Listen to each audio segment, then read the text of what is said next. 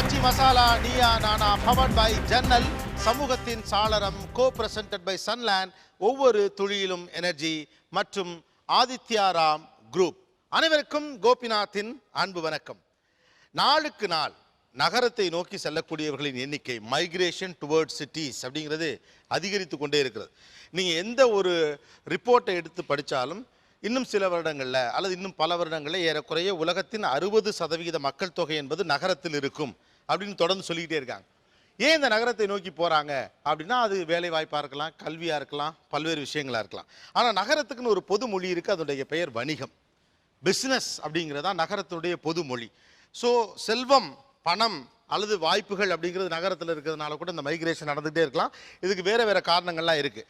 But நகரம்தான் எல்லாவற்றையும் தீர்மானிக்கிறது அப்படின்னு வர்றப்ப ஒரு பொருளுடைய விலையையோ அல்லது மார்க்கெட்டையோ கூட நகரம்தான் தீர்மானிப்பதாக மாறி இருக்கிறது.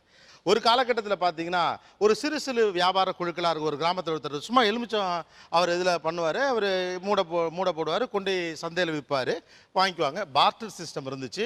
இப்போவும் சிறு சிறு குழுக்களாக சின்ன சின்ன வியாபாரிகள் அவங்க நிலத்திலேருந்து விளைவிச்சதை அல்லது அவங்க வாங்கி விற்கிற அப்படிங்கிற ஒரு சின்ன வியாபாரங்கள் நடந்துட்டு இருந்தாலும் பெரும்பாலும் நடந்து கொண்டிருத்தல் அப்படிங்கிறது நகரத்தை ஒட்டிய பொருளாதாரமாகவே இருக்கிறது.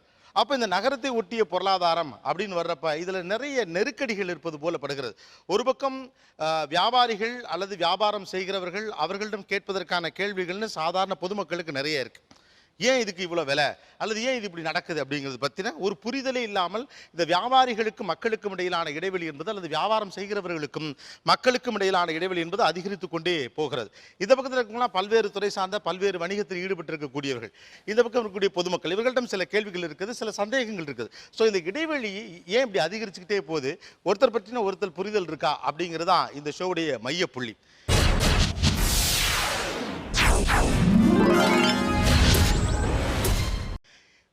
இதில் சில பேரை நான் சிறப்பாக குறிப்பிட விரும்புகிறேன். முதல்ல மிக முக்கியமாக குறிப்பிட விரும்புவது திரு மேலாண்மை பொன்னுச்சாமி அவர்கள், எழுத்தாளர். அவர் நம்முடைய நிகழ்ச்சிக்கு வந்திருப்பது உண்மையிலேயே பெருமைக்கும் பாராட்டுக்கும் உரிய விஷயம்.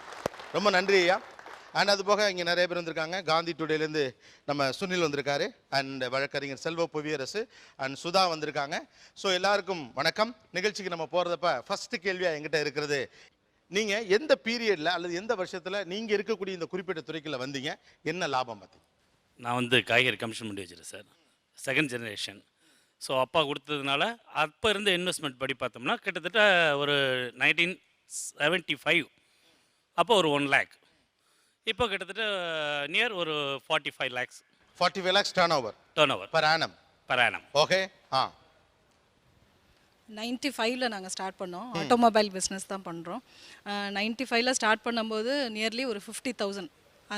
இது வந்து எங்களோட ஃபேமிலி பிஸ்னஸ் அது மாதிரிலாம் கிடையாது. மைக் நல்லா பக்கத்தில் வச்சுங்க. நானும் என் ஹஸ்பண்ட் மட்டும்தான் இந்த பிஸ்னஸ் பண்ணோம். 1 ரூபாயிலேருந்து ஆரம்பித்தோம். 50,000 ஆச்சு, 1 லட்சம் ஆச்சு. அப்படியே வந்து ஒரு 4 வீடு, 4 காரு, 100 பேர். முதல்ல ஒரு ஆள் தான் இருந்தாங்க வேலைக்கு. என் ஹஸ்பண்ட் மட்டும்தான் காருக்கு அடியில் படுத்து வேலை பார்த்தவங்க. இன்றைக்கி நாங்கள் நல்ல வசதியாக இந்த பிஸ்னஸ்னால நல்லா வந்து ஒரு 100 பேருக்கு டைரக்ட் எம்ப்ளாயீஸ், இன்டைரக்ட் எம்ப்ளாயீஸ் 300 பேர் இருக்காங்க எங்ககிட்ட. கை கொடுங்க. இதுதாங்க ஸ்டேட்மெண்ட். எவ்வளோ துணிச்சலா எவ்வளோ நம்பிக்கையாக சொல்கிறாங்க பாருங்க. we started with 1 rupee. இல்லை, வணிகத்துடைய இதுதான் அதுதாங்க, அதுக்கான உழைப்பு சார். ஹஸ்பண்ட் காருக்கு கீழே படுத்துட்டு மெக்கானிக் மாதிரி அதை எல்லாத்தையும் எடுத்து பார்த்தாரு. 1 4 ஆச்சு, 4 100 ஆச்சு. 100 பேருக்கு வேலை நேரடியாக மறைமுகமாக நிறைய பேருக்கு 300 குடும்பங்கள் நிறைஞ்சிருக்கு. 300 குடும்பங்கள் வாழ்கிறாங்க. அந்த ஹாப்பினஸ் எங்களுக்கு இருக்குது. இப்போ நான் பொட்டிக் ஒன்று ஸ்டார்ட் பண்ணியிருக்கேன், டெக்ஸ்டைல் டெய்லரிங் பண்ணுறேன். அதுலேயும் கடுமையான உழைப்பு. 0லேருந்து திருப்பி அகெயின் நான் ஸ்டார்ட் பண்ணி இன்றைக்கி சக்ஸஸ்ஃபுல்லாக ரன் பண்ணிகிட்டு இருக்கேன். அது ஸ்டார்ட் பண்ணும்போது 40,000ல் ஸ்டார்ட் பண்ண இன்றைக்கி 25 lakhs என்கிட்ட ஸ்டாக் இருக்குது. சூப்பர். 40,000ல் ஸ்டார்ட் பண்ணி 25 lakhs within 1.5 years. 1.5 years. யா, சூப்பருங்க. அப்பா, நான் வந்து இரும்பு வியாபாரம் பண்ணுறேன். 2000ல் ஒரு 1 lakh இன்வெஸ்ட் பண்ணேன். எனக்கு அது 50 lakhs அபோவில் இருக்குது. ஓகே, 14 வருஷம். ஆமாம். நான் வந்து சூப்பர் மார்க்கெட் வச்சுருக்கேன். 1989ல் நான் ஸ்டார்ட் பண்ணேன் பிஸ்னஸ்ஸு. அப்போ ஸ்டார்ட் பண்ணும்போது என்னோடய பிஸ்னஸ் வந்து ஸ்டார்ட் பண்ணும்போதே ஹோல்சேல் பிஸ்னஸ் தான். அப்போது இன்வெஸ்ட்மெண்ட் 1 lakh. அது ஃபுட் ப்ராடக்ட்ஸில் different departments, from retail, wholesale, import, export, manufacturing, இந்த மாதிரி கம்ப்ளீட்டு ஃபுட் ப்ராடக்ட்ஸில் கம்ப்ளீட் செட்டப். ஓகே. பின்னால் நான் வந்து 99ல் வந்து ஆரம்பித்தேன் சார் என்னுடைய பிஸ்னஸை. ப்ரெட்டு கம்பெனி வந்து முதல்ல டிஸ்ட்ரிபியூஷன் எடுத்தேன். என்னுடைய இன்வெஸ்ட்மெண்ட் வந்து 5,000ல் ஆரம்பிச்சு சார் 99ல். இப்போது 2015ல் வந்து பார்த்தீங்கன்னாக்கா ஒரு கார் இருக்குது, ஒரு வீடு கட்டியிருக்கேன், நானே சொந்தமாக கட்டியிருக்கேன். 20 lakhs வந்து டர்ன் ஓவர் பண்ணிட்டு இருக்கேன் sir. 20 lakhs turn over. Okay. பெரிய கம்பெனி நிறுவனம்லாம் எதுக்கு நான் உங்களை இதை கேட்குறேன் அப்படின்னா, பொதுவாகவே நம்ம ஆளுங்களாம் இங்கிலீஷ் புக்கில் சுய முன்னேற்றம் அப்படி இப்படின்னு ஏதோ படிக்கிறாங்க. நம்ம தமிழ் வணிகர்களே எவ்வளோ இன்வெஸ்ட் பண்ணி எவ்வளோ கஷ்டப்பட்டு மேலே வந்து எவ்வளோ பணம் பண்ணியிருக்காங்கன்னு தெரியணுங்கிறதுக்காக தான். 88ல் பிஸ்னஸ் ஆரம்பித்தோங்க. என்ன பிஸ்னஸ்? எலக்ட்ரிக்கல் அண்ட் லைட்டிங்கில் 27 இயர்ஸ் ஆயிடுச்சு. அப்போ ஆரம்பிக்கும் போது 1 lakh இன்வெஸ்ட்மெண்ட் பண்ணி ஆரம்பிச்சு இப்போ 35 lakhs மேலே டர்ன் ஓவர் பண்ணி அது போயிட்டுருக்கு உங்களுக்கு. நான் வந்து டேமரிண்ட் கம்பெனி வச்சுருக்கேன். என்ன கம்பெனி வச்சுருக்கீங்க? டேமரிண்ட் புளி கம்பெனி. புளி? புளி கம்பெனி ஆரம்பித்தேன். 30,000 போட்டு ஆரம்பித்தேன். இப்போ வந்து 14 வருஷம் ஆகுது. நான் 70 லட்சம் 80 லட்சம் ரொட்டேஷன் பண்ணுறேன். ஓகே, 70-80 லட்சம் ரொட்டேஷன் பண்ணுறீங்க. ஓகே, அற்புதம். நான் வந்து 1984ல் மெடிக்கல் ஷாப் ஆரம்பித்தேன். அப்போ என்னோடய இன்வெஸ்ட்மெண்ட்டும் 15,000 ரூபா. ஆனால் இன்றைக்கி வந்து 25 கோடி ரூபா டர்ன் ஓவர் பண்ணுறேன். 25 crores. ரீட்டைல் ஹோல்சேல் எல்லாமே பண்ணுறோம். ஓகே. ஆரம்ப காலகட்டத்தை விட இப்போ இன்றைக்கி வந்து மருந்து வந்து ரொம்ப அத்தியாவசியமாகி போயிடுச்சு எல்லார் குடும்பத்துலேயும். அதே மாதிரி காம்படிஷனும் அதிகமாகி போயிடுச்சு. ஸோ வருமானம் குறைவாக இருந்தால் கூட டர்ன் ஓவர் நல்லா இருக்குது, பிஸ்னஸும் நல்லா. ஓகே, மார்ஜின் குறைஞ்சிருச்சு, டர்ன் ஓவர் கூடி இருக்கு. ஓகே, பக்கத்தில் நான் வந்து ஏர் கண்டிஷனர்ஸ் சேல்ஸ் அண்ட் சர்வீஸ் பண்ணிகிட்ருக்கேன். நான் 1988 27 வருடத்துக்கு முன்னாடி வெறும் 10,000 ரூபாய் முதலீட்டில் ஆரம்பித்தேன். இப்போ எனக்கு 2 கோடி ரூபாய்க்கு மேலே டர்ன் ஓவரில் போயிட்டுருக்கு. ஓகே, 2 கோடிக்கு மேலே. 96ல் அப்பாவோட பிஸ்னஸ் ரியல் எஸ்டேட் பிஸ்னஸ்லாம் உள்ள வந்தோம். அதுக்கப்புறம் வந்து 2004ல் மொபைல் ஷோரூம் வந்து ஆரம்பித்தோம். ஒரு 3 லட்சம் இன்வெஸ்ட்மெண்ட்டில். இன்றைக்கி கிட்டத்தட்ட ஒரு 2 crores அளவுக்கு டர்ன் ஓவர் பண்ணுறோம். ஒரு 3-4 பிரான்ச்சஸ் வச்சுருக்கோம். Okay, super. 2001ல் ஆரம்பித்தான் தேங்காய் வியாபாரம். தேங்காய் வியாபாரம் மொத்த வியாபாரம் 1 லட்ச ரூபாயிலாம் ஆரம்பித்தான். வியாபாரம் நல்லா பண்ணான். இன்றைக்கி லாபசட்டி இல்லை. வீடு சொந்த வீடு வாங்கினேன், மறுபடி லாஸ் ஆயிடுச்சு. மறுபடி லாஸ் ஆகி மறுபடி இன்க்ரீஸ் பண்ணி இன்றைக்கி ஒரு ஸ்டடியாக இருக்கேன். 2010ல் ஆரம்பித்தேன் சூப்பர் மார்க்கெட்டு. 5 லட்ச ரூபா இன்வெஸ்ட்மெண்ட்டு. இப்போ 2015 2வது பிரான்ச் போட்டிருக்கேன். 50 லட்ச ரூபா டர்ன் ஓவர். Okay, super. 1991ல் 5 பேர் சேர்ந்து சும்மா விளையாட்டாக தான் ஆரம்பித்தோம். 2,500 ரூபா முதலீட்டில் ஆரம்பித்தோம். அப்புறம் 1 இயரில் 4 பேருமே இது போயிட்டாங்க. நான் தான் லாஸ்ட்டில் சேர்ந்தது, வற்புறுத்தி தான் சேர்ந்தேன். என்ன தொழில்னு சொல்லி? TV stand, TV trolleys. இப்போ ஃபர்னிச்சர்லாம் பண்ணிட்டு இருக்கேன். இப்போ இயர்லி டர்ன் ஓவர் 8 crores பண்ணிட்டு இருக்கேன். Okay, super. சார் 2008ல் பிஸ்னஸ் ஸ்டார்ட் பண்ணோம் sir. Tiles business sir, construction method. Investment amount வந்து 2 lakhs. நான் approximately trading method and direct distribution 2 வெரைட்டியில் நாங்கள் பிஸ்னஸ் பண்ணிட்டு இருக்கோம். ஒரு மெத்தடில் பார்த்தீங்கன்னா அப் டு 50 lakhs. டோட்டலாக 1 crore turnover sir. 1 crore turnover. Okay, பின்னால் since 1965 food and pharma ingredients அப்பா ஆரம்பித்தது. இப்போ நான் பார்த்துட்ருக்கேன். ஆரம்பிக்கும்போது லெஸ் தென் 20,000 rupeesல ஆரம்பித்தாங்க. இப்போ 20 crores டர்ன் ஓவர் பண்ணி 20 crores. ஓகே. ஹார்ட்வேர்ஸ் ஹோல்சேல் பண்ணிக்கிட்டு இருக்கேன். ஓகே. ஆனால் முதலீடே கிடையாது. பழக்கத்தை பொறுத்து பஜாரில் வாங்கி சப்ளை பண்ணிட்டு இருக்கேன். மார்க்கெட்டில் ஒரு 20 லட்ச ரூபாய்க்கு மேலே இருக்குது. இருந்தாலும் இன்னைக்கு இன்வெஸ்ட்மெண்ட் ஒன்றும் இல்லை. ஆனால் ஓரளவு நல்லா இன்வெஸ்ட்மெண்ட் இல்லை, 20 லட்ச ரூபா டர்ன் ஓவர் இருக்குது. சூப்பர். ஓகே, பக்கத்தில் செடி தொழில் ஆரம்பிச்சோங்க. 1000 rupeesல ஸ்டார்ட் பண்ணது இன்றைக்கி பல crore வரைக்கும் போயிடுச்சு. ஓகே. ஃபஸ்ட்டு தலையில் கூடையில் செடி வச்சு விற்றுட்டு போயிட்டு இருந்தாங்க எங்கள் தாத்தா காலத்தில். அதுக்கப்புறம் வந்து நர்சரியை வச்சோம். நர்சரியை வச்சு அதுக்கப்புறம் எக்ஸ்போர்ட் பண்ணோம். இன்றைக்கி அது வந்து இன்றைக்கி நல்ல க்ரோத்தாக போய்கிட்டு இருக்குது. பல crore டர்ன் ஓவர் பண்ண முடியுங்க. ஸோ நீங்கள் சொல்கிற பாயிண்ட் ஆஃப் வியூ வந்து ஆக்சுவலாக ஒரு தகவல். விவசாயிகள் அல்லது அக்ரிகல்ச்சர் செக்டரில் இருக்கவங்க கவனிக்க வேண்டியது, ஒரு பக்கம் தேங்காய் வியாபாரி வந்து நஷ்டம் அடைகிறாரு, இன்னொரு பக்கம் செடி விற்பனைக்கு பெரிய என்கரேஜ்மெண்ட், லாபமும் இருக்கு. கண்டிப்பாக லாபம். ஓகே. 2007ல் வந்து நாங்கள் வந்து செங்கல் மணல் பிஸ்னஸ் ஸ்டார்ட் பண்ணியிருந்தோம் சார். பல்க் சப்ளை ஃபார் பில்டர்ஸ்க்கு. ஸோ அப்போ என்னோட இன்வெஸ்ட்மெண்ட் பார்த்தீங்கன்னா 5 lakhs. இப்போ இயர்லி டர்ன் ஓவர் 1 crore வரைக்கும் பண்ணி. Yearly turnover 1 crore. Okay, பக்கத்தில் ஏற்றுமதி தொழில் பண்ணிட்டு இருக்கேங்க. கோயம்புத்தூர்லேருந்து வர்றேங்க. சார் நான் வந்து 1999ல் வெறும் 25,000 rupeesல வச்சு ஆரம்பித்தேங்க. இன்றைக்கி வந்து 2 வீடு இருக்குது, 2 லேண்ட் இருக்குது, கார் இருக்குது, நல்லா வெல் செட்டில்டாக இருக்கேன். ஸோ ஒரு 5 கண்ட்ரிக்கு போயிட்டு வந்திருக்கேன் sir. Germany, France, check republic, Finland போயிருக்கேன். 1 crore வரைக்கும் டர்ன் ஓவர் பண்ணிட்டு இருக்கேன். வணிகர்கள் வெர்சஸ் பொதுமக்கள் இரு தரப்பிலும் இருக்கக்கூடிய கேள்விகள் என்ன? பேசலாம் ஒரு சிறிய இடைவேளைக்கு பிறகு. இது ஆச்சி மசாலா நீயா நானா, பவர்ட் பை ஜன்னல், சமூகத்தின் சாளரம், கோ பிரசன்டட் பை சன்லேண்ட், ஒவ்வொரு துளியிலும் எனர்ஜி மற்றும் Aditya Ram group. Welcome back to Aachi Masala Neeya Naana, powered by ஜன்னல், சமூகத்தின் சாளரம், கோ பிரசன்டட் பை சன்லேண்ட், ஒவ்வொரு துளியிலும் எனர்ஜி மற்றும் ஆதித்யா ராம் குரூப். அவ்வளோ, இந்த பக்கம் வருவோமா? சமீபத்தில் நீங்கள் எந்த பொருளை வாங்கிட்டு அடப்பாவீங்களா இதுக்கு இவ்வளோ விலையா அப்படின்னு உங்களுக்கு தோணுச்சு, அல்லது திட்டிகிட்டே வெளியில் வந்திருப்பீங்க? சார் என்னுடைய சன்னு வந்து ஒரு டர்க்கி டவல் வாங்கணும் 1150 ரூபா. விம்பிள்டன் சொல்லிட்டு அதில் நேக்காக அதில் போட்டு விட்றானுங்க பிரிண்ட் அவுட் பண்ணிவிட்டு அது வாங்கிட்டு வரேன். விம்பிள்டன் இல்லைப்பா அவன் வந்து அங்கே யூஸ் பண்ணுறானுங்க. விம்பிள்டன் ரொம்ப இன்ட்ரெஸ்ட்டாக பார்ப்பான். 1150 ரூபா கொடுத்து ஒரு டர்க்கி டவல் வாங்கி பாத் எடுத்தோன்னா தொடச்சிக்கிறதுக்கு. இது இந்த வேலை 40 ரூபாய்க்கு நான் தொடச்சிக்கிட்டு இருக்கேன் கோஆப் டெக்ஸில் வாங்கி. வேற ட்ரெயின் விட்டு இறங்கினோன்னா 2 சப்பாத்தி சாப்பிட்டேன் சார் உங்கள் கையளவுக்கு. ரெண்டு சப்பாத்தி 60 ரூபா. சப்பாத்தி மாதிரி இல்லை அப்பளமாட்டம் இருந்தது. ஓகே. டாய்ஸ் வாங்க போனேன். ஒன்றும் இல்லை, சாதாரண ஒரு சேவல் மாதிரி போகுது. 3 அந்த முட்டை வெளியே வரும், சவுண்டு கொஞ்சம் கொஞ்சம் நேரம் நின்று 1200 ரூபா. 1200 ரூபா. 200 ரூபா. அப்புறம் ஒரு அதே கடையில் பக்கத்தில் ஷாப் வந்து ஒரு என் ஒய்ஃபு ஹேண்ட்பேக் ரொம்ப சின்னது தான், லைக் லெதர் கூட கிடையாது, பட் ஸ்டார்டிங் ப்ரைஸே 3500. என் ஒய்ஃப் ரொம்ப நாளாக வாட்ச் கேட்டிருந்தாங்க சார். என் பையன் நேற்று போய் கடையில் போய் வாங்கிட்டு வந்தான். வந்து வீட்டில் வந்து காமிச்சாங்க. நான் என்ன நினைச்சேன் ஒரு 300 400 இருக்குமாங்கன்னு பார்த்து சொன்னேன். 8500 வாங்க சார். 8500 அப்போ எப்படி இருந்துச்சு உங்களுக்கு? ஒரு மாதிரி இதே துடிப்பு விட்டு போய் மறுபடியும் வந்துச்சு. படபடன்னு இருந்துச்சா? படபட. ஒரு மாதம் சம்பளம், ஒரு பிரிவில் ஒரு மாதம் சம்பளம் அது. ஓகே. வேற தேனியில் இந்த ட்ரெஸ் வாங்கியிருந்தேன். என்னோடய ஃப்ரெண்டு வந்து எனக்கு கிஃப்டாக ஒரு ட்ரெஸ்ஸு வாங்கி தரேன்னு போனேன். இதுதான் அதிக விலை நினைக்கிறாங்க, 2300. அவதானே வாங்குறான்னு வாங்கிட்டேன். தேனியில் சென்னையில் கூட இல்லை. சென்னையில் இல்லை, அதான் மேட்ரு. தேனியில் 2500 ரூபா. சார் நான் வந்து ரயில்வே ஸ்டேஷனில் போயிட்டு ஒரு கடையில் டீ சாப்பிட்டேன் சார். 29 ரூபா வாங்கிட்டு விட்டாங்க சார். ஒரு டீ 29 ரூபா வாங்கிட்டாங்க. ப்ளஸ் சர்வீஸ் டேக்ஸ் அதுன்னு போட்டு வாங்கினாங்க. தெரியாமல் அங்கேயே போயிட்டு செவ்வாழைப்பழம் வாங்கி சாப்பிட்லாமேன்னு சொல்லிட்டு செவ்வாழைப்பழத்தை வேறு வாங்கிட்டேன். அது ஒரு பழம் 19 ரூபா. பையன் வேறு அழுகுறான், எனக்கு 2 பழம் வாங்கி கொடு அப்படிங்கிறான். மொத்தமாக 200 ரூபா போயிடுச்சு சார். அதுலேயே ஒரு டீயும் பழமும் வாங்கி சாப்பிட்டு 200 ரூபா. ரீசெண்டாக கொசுவலை வாங்கினோம் சார். கொசுவலை வீட்டுக்கு வேணும் 1700 ரூபா கொசுவலை. நான் ஒரு 300 ரூபா 400 ரூபா இருக்குன்னு நினச்சேன். 1700 ரூபா கொடுத்து வாங்கிட்டு வந்திருக்காங்க. சார் இப்போது ரீசெண்டாக நான் முதுமலை ட்ரிப்பு போயிருந்தோம். ஒரு காட்டேஜ் ரூம் ரெண்ட் வந்து 7000 rupees per night. 12 மணி நேரத்துக்கு 7000 ரூபா. எவ்வளோ வைத்திருச்சல் இருந்துச்சு சார்?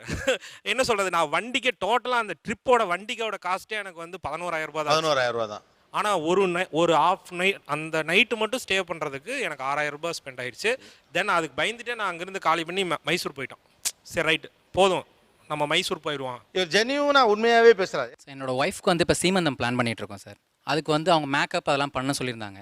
அப்போ போயிட்டு நான் நேற்று ஹேர் கட் பண்ண போகிறப்ப அங்கே மெஹந்தி எவ்வளோ போடுறாங்க கேட்டு. நான் அது வரைக்கும் மெஹந்தி எவ்வளோ போடுவாங்க, எவ்வளோ சார்ஜ் அதெல்லாம் தெரியாது. அவர் என்ன சொன்னார், ஃபஸ்ட்டு 400 ரூபா சொன்னார். 2 கைக்குமா அப்படின்னு கேட்டேன். இல்லை, ஒரு கைக்கு இவ்வளோ தூரம் போடுவோம், அதுக்கு 400 ரூபா. இவ்வளோ தூரம் போட்டு 2 கைக்கு போட்டிங்கன்னா 1000 ரூபான்னு சொன்னார். எனக்கு ஒரு மெஹந்தி போடுறதுக்கு இவ்வளோ என் ஒய்ஃப்ட்ட வந்து தயவு செஞ்சு போட வேணாம், நான் அந்த 1000 ரூபா கையில் கூட கொடுத்துட்றேன், நான் நீ ஏதாவது தெரிஞ்சவங்கள வச்சு சின்ன மருதாணி போட்டுக்க அப்படின்னு சொன்னேன். கையில் ஒரு 1000 ரூபாய் வச்சிருந்தாலே மெஹந்தியோட அழகாக தான் இருக்கும் பார்க்குறதுக்கும். ரைட். மெஹந்தி போட 1000 அதிர்ச்சி. அப்புறம் சார் பையனுக்கு வந்து ஃபேன்சி ட்ரெஸ் காம்படிஷனுக்கு ட்ரெஸ் வாங்க போனோம் சார்.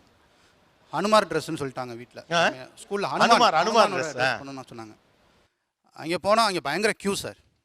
என்னன்னா மோஸ்ட்லி எல்லாம் அட்டையில் தான் பண்ணியிருக்க மாதிரி இருக்குது. அது பார்த்தா அந்த ஜிங்கனா பேப்பரை தான் ஒட்டி வச்சிருக்க மாதிரி தான் இருக்குது பார்த்தா.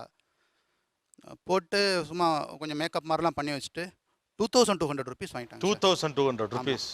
அந்த ட்ரெஸ்லாம் பார்த்தீங்கன்னா பழசு சார், ரொம்ப நாளாக அதே யூஸ் பண்ணுற மாதிரி இருக்குது. அதை வாஷ் பண்ணாங்கன்னு கூட தெரில. அதை போட்டு போயிட்டு வந்து கொடுத்தோம் சார். அது சார் என் பாப்பாவுக்கு ஃபஸ்ட் ஸ்டாண்டர்ட் படிக்கிறா. அவளுக்கு ட்ரெஸ் எடுக்கிறதுக்காக நான் ஒரு 3000 rupees கொடுத்துருந்தேன். 3000 rupees போகிறேன் என் சன்னுக்கும் பாப்பாவுக்கும் எடுக்க கொடுத்துருந்தேன். பாப்பாவுக்கு எடுக்கிறதுக்கு 2800 rupees ஆயிடுச்சு சார். ஃபஸ்ட் ஸ்டாண்டர்ட் படிக்கிற பொண்ணு. அது பர்த்டேயில் பார்த்தீங்கன்னா அதை போட்டுட்டு இங்கெங்கே ஓட்டோடனே அதோட நெட்டட்டு அப்படி கிழிஞ்சு போச்சு. 3000 ரூபாயில் பையன் புள்ள 2 பேருக்கும் கூட ட்ரெஸ் எடுக்க முடியல, ஒரு ஆளுக்கு தான் எடுக்க முடிஞ்சிச்சு. ஓகே. பொங்கல் லீவுக்காக என் ஒய்ஃபு ஊருக்கு போயிட்டாங்க. வேறு வழியில் நான் ஹோட்டலுக்கு போனேன். ஒரு ரெப்யூட்டட் ஹோட்டல். அந்த ஹோட்டல் நேம் சொல்லலாம், நல்ல பிராண்டட் ஹோட்டல். பசினால் பொங்கல் சாப்பிட்டேன். ஒரு பொங்கல் கொஞ்சோன்னு கொண்டு வந்து வச்சாங்க. பட் சைட் டிஷ்லாம் நல்லா இருந்துச்சு. அந்த பொங்கல் சாப்பிட்டா எனக்கு 4 வயிறு கூட நிறையில. அப்புறம் இன்னொரு பொங்கல் கேட்டேன், இன்னொரு பொங்கல் சாப்பிட்டேன். சாப்பிட்டுட்டு பில்லு பார்த்தா 130 rupees. அதுக்கு வேறு வழியில் வெயிட்டருக்கு ஒரு 10 ரூபா கொடுக்க தான் ஆகணும். வேறு 2 பொங்கல் 130. வெளியில் வந்து 140. கார் கொண்டு போயிருந்தேன் தெரியாதனமாக. அங்கே பார்த்தீங்கன்னா அந்த 10 ரூபா அவர் கொடுக்காம வெளியில் வர முடியல. அவர் வந்து விசில் அடித்து வழி காட்டுறாரு. அவருக்கு 10 ரூபா கொடுத்துட்டேன். மறுநாள் அதே ஹோட்டல் தான் போனேன். வேறு பசினால் ஏதோ அவசரத்தில் போயிட்டேன். நான் காரை தள்ளி நிறுத்தினேன். இதே தான் நடந்துச்சு. அவர் கண்ணில் படாமல் போயிடணும்னு பார்த்தேன். அவர் கரெக்டாக வந்து நின்றுட்டார். மறுபடியும் அதுக்கும் ஒரு 10 ரூபா. ஸோ 150 ஆனா மோஸ்ட்லி வண்டியை கொண்டாந்து நிறுத்துறப்ப யாரும் ஹெல்ப்புக்கு வர மாட்டாங்க. ரிட்டர்ன் எடுக்கல கரெக்டாக வந்துருவாங்க. அவர் ஒரு 10 ரூபா கொடுத்து 150 ருபீஸ் ஆச்சு. பாருங்க, எனக்கு வயிறு ஃபுல்லாகவே இல்லை, கால்வாசி வயிறு தான் ஃபுல்லாச்சு. அந்த ஹோட்டலில் நான் நல்ல ஒரு ஹார்ட் ஒர்க் பண்ணுறவங்க சாப்பிட்ருந்தா 1000 ருபீஸ் சாப்பிட்டா தான் வயிறு ஃபுல்லாக இருக்கும். சார் இப்போது பொங்கலுக்கு வந்து நான் உடன் காட் எடுக்கலாம் அப்படின்னு போனேன் சார். சரி, நார்மலாக நல்ல கடை தான் அது. போயிட்டு பார்த்தேன், சரி நான் என்னோட எக்ஸ்பெக்டிங் ப்ரைஸ் வந்து தேக்குவாக இருந்தால் கூட ஒரு 40-50 இருக்கும் அப்படின்னு சொல்லிட்டு. ஆனால் அது இம்போர்ட்டட் ஏதோ உட்டுன்னு சொல்லிட்டு 98,000 ரூபாய் அப்படின்னாங்க. அப்படியே நெஞ்சில் கை வச்சுட்டு சரி இந்த வருஷம் அது நம்மளால முடியாது அப்படின்னு சொல்லிட்டு திரும்பி இந்த வருஷம் முடியாது. இந்த வருஷம் என்ன பட்ஜெட்? உங்க பட்ஜெட் எவ்வளவு வச்சிருந்தீங்க? 40,000 ரூபாய் ஒரு காட்டுக்கு ஸ்பெண்ட் பண்ணலாம். 40 to 50. ஸோ 40,000க்கு ஒரு கட்டில் வாங்கணும்னு நினைச்சீங்க. 98,000 ரூபாய். 98,000 ரூபாங்கிறது டபுள் மடங்கு, அப்படியே லட்சம்ல. ஆமா, அப்பா. அதனால அதை பார்த்து வந்தேன். தென் இன்னொன்று, அது லட்சம்னே போட்டுருக்கலாம், அது 98,000 போட்டுருந்தா 98,000 நம்ம 90,000 ரூபாய் அப்படி அந்த மைண்ட்ல வந்து லட்சத்துக்கு கீழே. லட்சத்துக்கு கீழே அது லட்சம்னா நம்ம முன்னே பயந்துருவோம். ஆனா இந்த மாதிரி போடுற இந்த ட்ரிக்கை நீங்க எப்படி பாக்குறீங்க? சரி, இது வந்து ரொம்ப வொர்ஸ்ட் சார். இதை தப்புன்னு நினைக்கிறீங்களா? கன்ஃபார்மா தப்பு. ஏன் இந்த மெத்தட் நீடிக்குது? பிரைசிங் பாலிசி பத்தி பேட்டா பண்ணுச்சு, ரைட்டா? ரைட்டா, அது அவங்க பண்ணது பிரைசிங் பாலிசிக்காக பண்ணாங்க. ஏன்னா அதுக்கு மேலேனா அந்த டாக்ஸேஷனுக்கு போயிடுங்கிறதுக்காண்டி கன்சியூமருக்கு ஃபேவராக அதை மாற்றி பண்ணாங்க. ஆனால் எல்லாருமே இப்போ என்ன பண்ணுறீங்கன்னா, பிரைசிங் பாலிசிலாம் ஒன்றும் கிடையாது. இது 799 600 கண்கட்டி வித்தை மாதிரி 699 சொன்னால் 600 ரூபான்னு மைண்டில் ஓடும் அப்படின்ட்டு. ஏன் இது மாதிரி பண்ணுறீங்க? இதையே மாற்றக்கூடாது? இல்லை, மாற்றக்கூடாதுன்னு இல்லை சார். இப்போ அதாவது ஒரு பிஸ்னஸ்மேன் எப்படி ப்ரைஸ் ஃபிக்ஸ் பண்ணுறான்னா, it depends upon the demand and supply. Demand எவ்வளோ இருக்கோ அதுக்கேற்ற மாதிரி சப்ளை பண்ணுறாங்க. இப்போ ரெண்டாவது இந்த மாதிரி ஒரு ப்ரைசிங் பண்ணும்போது அவங்களுக்கு அது அந்த பிஸ்னஸ் சக்ஸஸ் இருக்கும்போது அதை பண்ணுறாங்க. இல்லை, நீங்கள் வெளிப்படையாக அதோடைய விலை வைக்க உங்களுக்கு நல்லா தெரியும். நீங்கள் டெலிபரேட்டாக தான் அதை பண்ணுறீங்க. ஆக்சுவலாக கஸ்டமர்ஸ் என்ன அவ்வளோ ஏமாளிகளா என்ன? 799 ரூபாங்கிறது 800 ரூபான்னு போடாமல் ஒரு சைக்கலாஜிக்கலாக 700 ரூபான்னு தோணணுங்கிறதுக்காக தான் நீங்கள் இதை பண்ணுறீங்கன்னு அவங்களுக்கும் தெரியும். ஏன் வெளிப்படையாக அதோடைய விலையை வைக்க வேண்டியது தானே சார்? ஒரு ஊரில் அது ஒரு ட்ரிக்குங்கிறது ஒரு பக்கம் இருந்தாலும் சென்டிமெண்டலாக அது வந்து ஒரு நல்ல ஒரு சேல் மோட்டிவாக பார்க்குறாங்க. சென்டிமெண்டலாக அது ஒரு ரேட்டாக நல்லா போயிடும். 799 அப்படின்னு போட்டாலும் போயிடும். அவங்க சொல்றது இட்ஸ் a cheap ஐடியா, இப்படி செய்யக்கூடாதுன்னு அவங்க சொல்றாங்க. அதுக்கு உங்க பதில் என்னங்கிறத கேட்குறேன் நான். சார், அதாவது கஸ்டமர் அவங்க ஒரு பட்ஜெட் கிரியேட் பண்ணிட்டு வந்திருப்பாங்க அவங்க மைண்ட் செட்டில் பர்ச்சேஸ் பண்ணுறதுக்கு முன்னாடியே, இல்லைங்களா? ஸோ அப்போ ஒரு 1 ரூபி 2 ரூபி போகும்போது நீங்கள் சொல்கிற மாதிரி இந்த 700 ருபீஸ் கிராஸ் ஆகும்போது நம்ம பட்ஜெட்டை விட தாண்டுதே அப்படின்ட்டு ஒரு ஃபீலிங் இருக்கும். சார், ஒன்று சொல்லட்டுமா? அந்த 1 ரூபாயை நம்ம கஸ்டமர்ஸ் திரும்ப வாங்குறது இல்லை. ஃபார் இன்ஃபர்மேஷன், ஆக்சுவலாக அவங்க என்ன சொல்கிறாங்கன்னா, நான் சொல்கிறேன் உங்களுக்கு புரியுதா இல்லையா, இந்த 1 ரூபா குறைச்சி அதை நாங்கள் வாங்குவோன்னு எங்களை அசிங்கப்படுத்தாதீங்கிறது தான் அவங்க சொல்ல வர டோன். நீங்கள் மறுபடி இந்த ப்ரைசிங் பாலிசியுடைய டேலண்ட் என்னன்னு அவங்க உங்களுக்கு ஐடியா கொடுக்குறாங்க. இதெல்லாம் பழைய ஐடியா, இதெல்லாம் எக்ஸைட்டிங்காக இல்லை அப்படின்னு சொல்கிறாங்க. அவர்கிட்ட கொடுங்க சார்ட்ட. நீங்கள் ஏசி வியாபாரம். ஏசி வியாபாரம் இதில் வந்து டிஸ்கவுண்ட்னு ஒரு வார்த்தை வரும் சார். அந்த டிஸ்கவுண்ட் வரும்போது 999 ரவுண்ட் ஆஃப் பண்ணுங்கன்னு வாங்க. ஸோ கீழே இறங்கி தான் ஆகணும். ஸோ ஒரு 950 ரூபாய்க்கோ அல்லது 900 ரூபாய்க்கோ நாம் அதை குறைச்சி கொடுக்க வேண்டிய ஒரு காலகட்டத்தில் தான் இருக்கும். 1 ரூபா வாங்குறது இல்லைங்கிறதுலாம் கிடையாது. அதுக்கு கீழே எம்ஆர்பின்னு ஒன்று வந்து அதுக்கு கீழே இறங்கி தான் ஆகணும். அந்த டிஸ்கவுண்ட்டில் அடிபட்டு போய் ரவுண்ட் ஆஃப் பண்ணிவிடுவோம் நம்ம. ஸோ உங்கள் கணக்கு 900 ரூபா விலை 999 ரூபா வச்சுக்குவீங்க. அந்த குறைக்கிறதுக்கான இதை ஃபிக்ஸ் பண்ணுறது நாங்கள் இல்லை, மேனுஃபேக்சரர் தான் அதோட லேபிளில் ப்ரைஸிங் குத்தி கொடுக்குறவங்க. Okay. Now customer started docking எங்கள் தொழிலை பொறுத்த வரைக்கும் ஸ்டார்டட் இன் பர்சன்டேஜ் ஒரு 2% தள்ளுங்க அந்த மாதிரி லெவலுக்கு வந்துட்டாங்க. அப்புறமே அவங்கள்ட்ட இன்னமும் 789 ரூபா 99 ரூபா 899 ரூபா 900. It is not been fixed by the retailers, corporate. அந்த ப்ராடக்ட்டை மேனுஃபேக்சர் பண்ணி கொடுக்குறவங்க தான் பண்றாங்க sir. Go and speak to your bosses, go and tell your companies. எங்க பீப்புள்லாம் அவ்வளோ சில்லி கிடையாது. நீங்க கீழே நாடுகளை பார்த்தது மாதிரி இந்தியா இனிமே பார்க்காதீங்க. அதெல்லாம் 799 ரூபா எங்க பையில எல்லாம் 1 ரூபாய்க்கு ஆசைப்பட மாட்டாங்க. 800 ரூபா அப்படின்னு வை. டிஸ்கவுண்ட் கலையிறதெல்லாம் அமெரிக்கா, நாங்க கிடையாது சொல்லுங்க போய் உங்க கம்பெனிகள்கிட்ட. அவ்வளோ பெரிய கன்சூமர் மார்க்கெட்டிங் உட்காந்துருக்காங்க. It is not the matter of 1 rupee. நீ என்ன 799 ரூபாய் என்று சொல்லி 800 ரூபாய் பொருளை 1 ரூபாய் குறைப்பதன் மூலமாக நீ குறைத்து மதிப்பிடுகிறாய். அதை கூட புரிந்து கொள்ள முடியாத அளவுக்கு நான் முட்டாள் அல்ல அப்படின்னு அவங்க சொல்றாங்க. இதை நீங்க மேல சொல்லுங்கிறேன். அதுதான் it's a matter of prestige. அவன் இந்தியன் கஸ்டமர் இப்படி பார்க்கறானா, நீங்க எப்படி பார்க்குறீங்க? அப்பெல்லாம் வைக்காத பிரைசிங் பாலிசி 800ன்னு வை. 1 ரூபாய்க்குலாம் எங்கள் ஆளுங்க ஏமாற மாட்டாங்கன்னு சொல்லுங்க. It's a matter of dignity. உணவுப் பொருட்கள் மீதான விலை என்பது நியாயமே இல்லாத அளவுக்கு உயர்ந்திருக்கிறது. இதற்கு எந்த முகாந்திரமும் இல்லை அப்படின்னு வாடிக்கையாளர்கள் தரப்பில் சொல்லப்படுகிறது. அது ஓரளவுக்கு உண்மை. ஆனால் அதற்கான காரணங்களை முழுமையாக புரிந்து கொள்ள முடியவில்லை அப்படின்னு இந்த பக்கம் சொல்றாங்க. பேசலாம் ஒரு சிறிய இடைவேளைக்கு பிறகு. இது ஆச்சி மசாலா நீயா நானா, பவர்ட் பை ஜன்னல், சமூகத்தின் சாளரம், கோ பிரசன்டட் பை சன்லேண்ட், ஒவ்வொரு துளியிலும் எனர்ஜி மற்றும் Aditya Ram group. State. Welcome back to Aachi Masala Neeya Naana powered by ஜன்னல் சமூகத்தின் சாளரம் co-presented by சன்லேண்ட் ஒவ்வொரு துளியிலும் எனர்ஜி மற்றும் ஆதித்யாராம் குரூப். வாடிக்கையாளர்கள் சாமானியர்கள் இந்த பக்கத்தில் பேசுறாங்க. அதற்கான விளக்கங்களை மறுதரப்பில் இருக்கக்கூடிய வியாபாரிகள் சொல்லிக் கொண்டிருக்கிறார்கள். பேசலாம் sir. ₹1 newspaper, ₹1 cellphone charges, ₹1 air ticket விற்றுருக்கோம் இங்கே. ஸோ அந்த ₹1 கான்செப்ட் மக்கள் மனசில் அடிப்படமாக இருக்கிறதுனால அந்த ₹1 வந்து அவ்வளோ சீக்கிரத்தில் விளக்கிட முடியாது. இந்த ₹1ங்கிற பிரைசிங் பாலிசி கொஞ்சம் ஈர்ப்பதாக இருக்கிறது இன்னமும் நம்புறீங்க. ஓகே, இப்போ ஒரு ஃபார் எக்ஸாம்பிள் மொபைல் எடுத்துக்கிங்களேன். 9000 நான் விற்கிறேன்னு வச்சுக்கிறேங்க. இன்னொருத்த வந்து 8990 போட்டிருப்பாங்க. அந்த கஸ்டமர் என்கிட்ட வந்து தான் சொல்லுவாங்க, அவங்க 8000 விற்கிறாங்க, நீங்கள் 9000 விற்கிறீங்க. அந்த ₹10 டிஃப்ரென்ஸில் நான் அடிபடுறேன். ஸோ அதனால் என்னால் அதை மாற்றிக்க முடியாது. நான் வந்து அதே மாதிரி நானும் ஒரு ஸ்ட்ராட்டஜி ஃபாலோ பண்ணால் மட்டும்தான் என்னால் அது பண்ண முடியும். அந்த ₹10 நீங்கள் வந்து எங்கள் மக்களுக்கு வந்து பெரிய விஷயம் நீங்கள் சொல்கிறீங்க. அப்போ ஏன் அந்த ₹10 உங்களுக்கு கண்ணுக்கு தெரியல, அந்த ₹1000 தான் அவங்க கண்ணுக்கு தெரியுது. சார் அதெல்லாம் இப்போ இவர் சும்மா தான் சார் சொல்லிட்டு இருக்காரு. இவர்கிட்ட போயிட்டு நம்ம செல்ஃபோன் கடையில் போயிட்டு அங்கே ₹8000 கொடுத்தானா எந்த கடை சொல்லுங்க, எந்த கடை சொல்லுங்க. வாங்க வாங்க, நான் 4 ஷோரூம் வச்சிருக்கேன். நான் டெய்லி கேக்குறாங்க. உங்களுக்கு டவுட்டானா வந்து பாருங்க. 4 ஷோரூம் வச்சிருக்கேன். இல்ல டெய்லி நடக்கிறதா நான் அதுதான் சார் நான் என்ன சொல்றேன்னா, ஒரு நிமிஷம். இப்ப கஸ்டமர் இல்ல நான் என்ன சொல்றேன்னா, இவங்க என்கிட்ட என்ன ரிப்ளை பண்றாங்கற சொல்றேன்.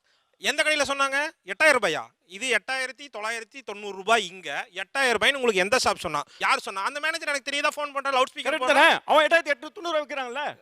கிளாரிஃபிகேஷன் விக்கிறான்ல.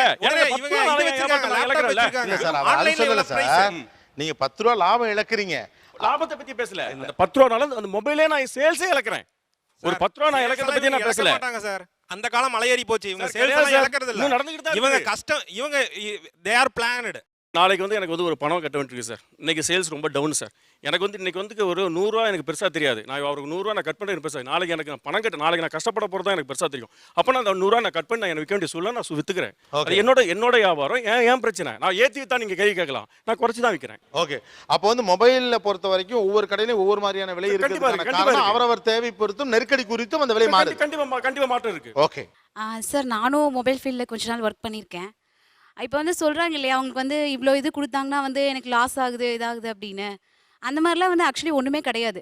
இவங்க ஒரு மொபைலில் வந்து ஒரு லாபத்தை வைக்க முடியலன்னா அது இன்னொரு மொபைலில் டபுள் மடங்காக எடுத்துக்கிறாங்க. ஒன்று. இன்னொன்று பார்த்தீங்கன்னா கஸ்டமர்ஸை பொறுத்து தான் ரேட்டு வந்து ஃபிக்ஸ் ஆகுது. இப்போ இவங்க ஒரு மொபைல் வந்து ₹10,000 இருக்குது சார், அது ₹8,000 அது ரேட்டுனா எம்ஆர்பி ரேட் வந்து பார்த்தீங்கன்னா ₹10,000 போட்டிருப்பாங்க. ஆக்சுவல் ரேட் வந்து ₹8,000 தான். அது வந்து ப்ராஃபிட் வச்சு கோட் பண்ணுற ஹோல் மொபைல் ஷோரூம்ஸுமே வந்து ப்ராஃபிட் வச்சு இதுதான் அமௌண்ட்டுன்னு ஒரு அமௌண்ட் கோட் பண்ணுவாங்க. அது எல்லா ஓனர்ஸுமே வந்து ஒரு 10% 50% வந்து வச்சு கோட் பண்ணுவாங்க. அது பிராண்ட் பொறுத்து டிஃபர் ஆகும். ஆனால் அந்த மாதிரி கோட் பண்ணுற லாபம் வச்சு கோட் பண்ணுறதே ₹8,000. அதுக்கு மேலே இவங்க ₹10,000 எம்ஆர்பி வரைக்கும் கம்பேர் பண்ணாங்கன்னா அதுக்கு மேலே வரதெல்லாமே வந்து எக்ஸ்ட்ரா லாபம். ஒரு கஸ்டமர்கிட்ட வாங்கி இன்னொரு கஸ்டமர்கிட்ட டேலி பண்ணிக்கிறாங்க. இவங்களுக்கு பிஸ்னஸ் வந்து லாஸ் கிடையாது, எல்லா விதத்துலையும் ப்ராஃபிட் தான். இன்னொரு விஷயம் பார்த்தீங்கன்னா, ஒரு மொபைல் ஃபோன் சேல் பண்ணுறாங்க. மொபைல் ஃபோனில் வேணால் ஒரு மொபைலுக்கு வந்து ஒரு ₹500 ப்ராஃபிட் வருதுன்னு வச்சுக்கோங்க. ஆனால் அந்த மொபைல் ஃபோனுக்கு விற்கிற ஒரு கவர், மேலே ஓட்டுற ஸ்டிக்கர், அந்த ஸ்டிக்கருக்கும் மொபைல் கவருக்கும் மட்டுமே ₹1000 ப்ராஃபிட் வரும். நான் ஷியோராக சொல்கிறேன். ஓ அப்படியா? இப்போ வந்து எந்த மொபைல் எடுத்துக்கிட்டாலும் டீலர் ப்ரைஸ்னு ஒன்று இருக்குது. அந்த டீலர் ப்ரைஸ் தான் எல்லா ஷோரூமே அநேகமான ஷோரூமில் இருக்கலாம். எங்கே வேணா நான் சொல்லிடுறேன், அவங்க கேட்ட பதில் சொல்கிறேன். அப்போ வந்து அப்போ எப்படி எங்களுக்கு லாபம்? 50,000 மொபைல் நான் வாங்கினா கூட 50,000 தான் விற்கிறோம். அப்போ நாங்கள் அசஸில் வச்சு தான் ஆகணும்.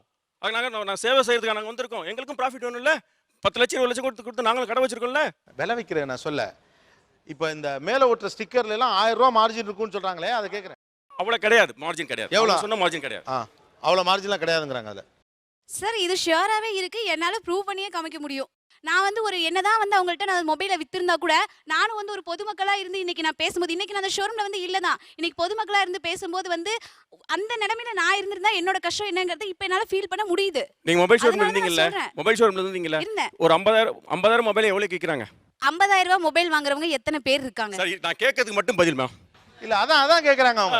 சரி ஓகே, 10,000 மொபைல் எவ்வளோ கேட்குறோம்? மீறி போனால் கம்பெனியில் ஸ்கீம் கொடுத்து வித்தானா அது வந்து பர்டிகுலர் மொபைல்ஸ் எல்லாம் இருக்குது சார். இப்போ நோக்கியா இந்த மாதிரி மொபைல்ஸ் எல்லாம் வருதுன்னு வச்சுக்கோங்க, அதில் ப்ராஃபிட் வந்து ரொம்ப கம்மியாக தான் வைப்பாங்க. அது மாதிரி மொபைல்ஸ் எல்லாம் நான் வந்து பற்றி பேசல. ஏன்னா ஒரு 5% தான். ஏன்னா கஸ்டமர்ஸ்க்கே அது அந்த ஓனர்ஸ்க்கே வந்து அவ்வளோதான் கிடைக்கும். அதை பற்றி நான் எதுவுமே பேசல.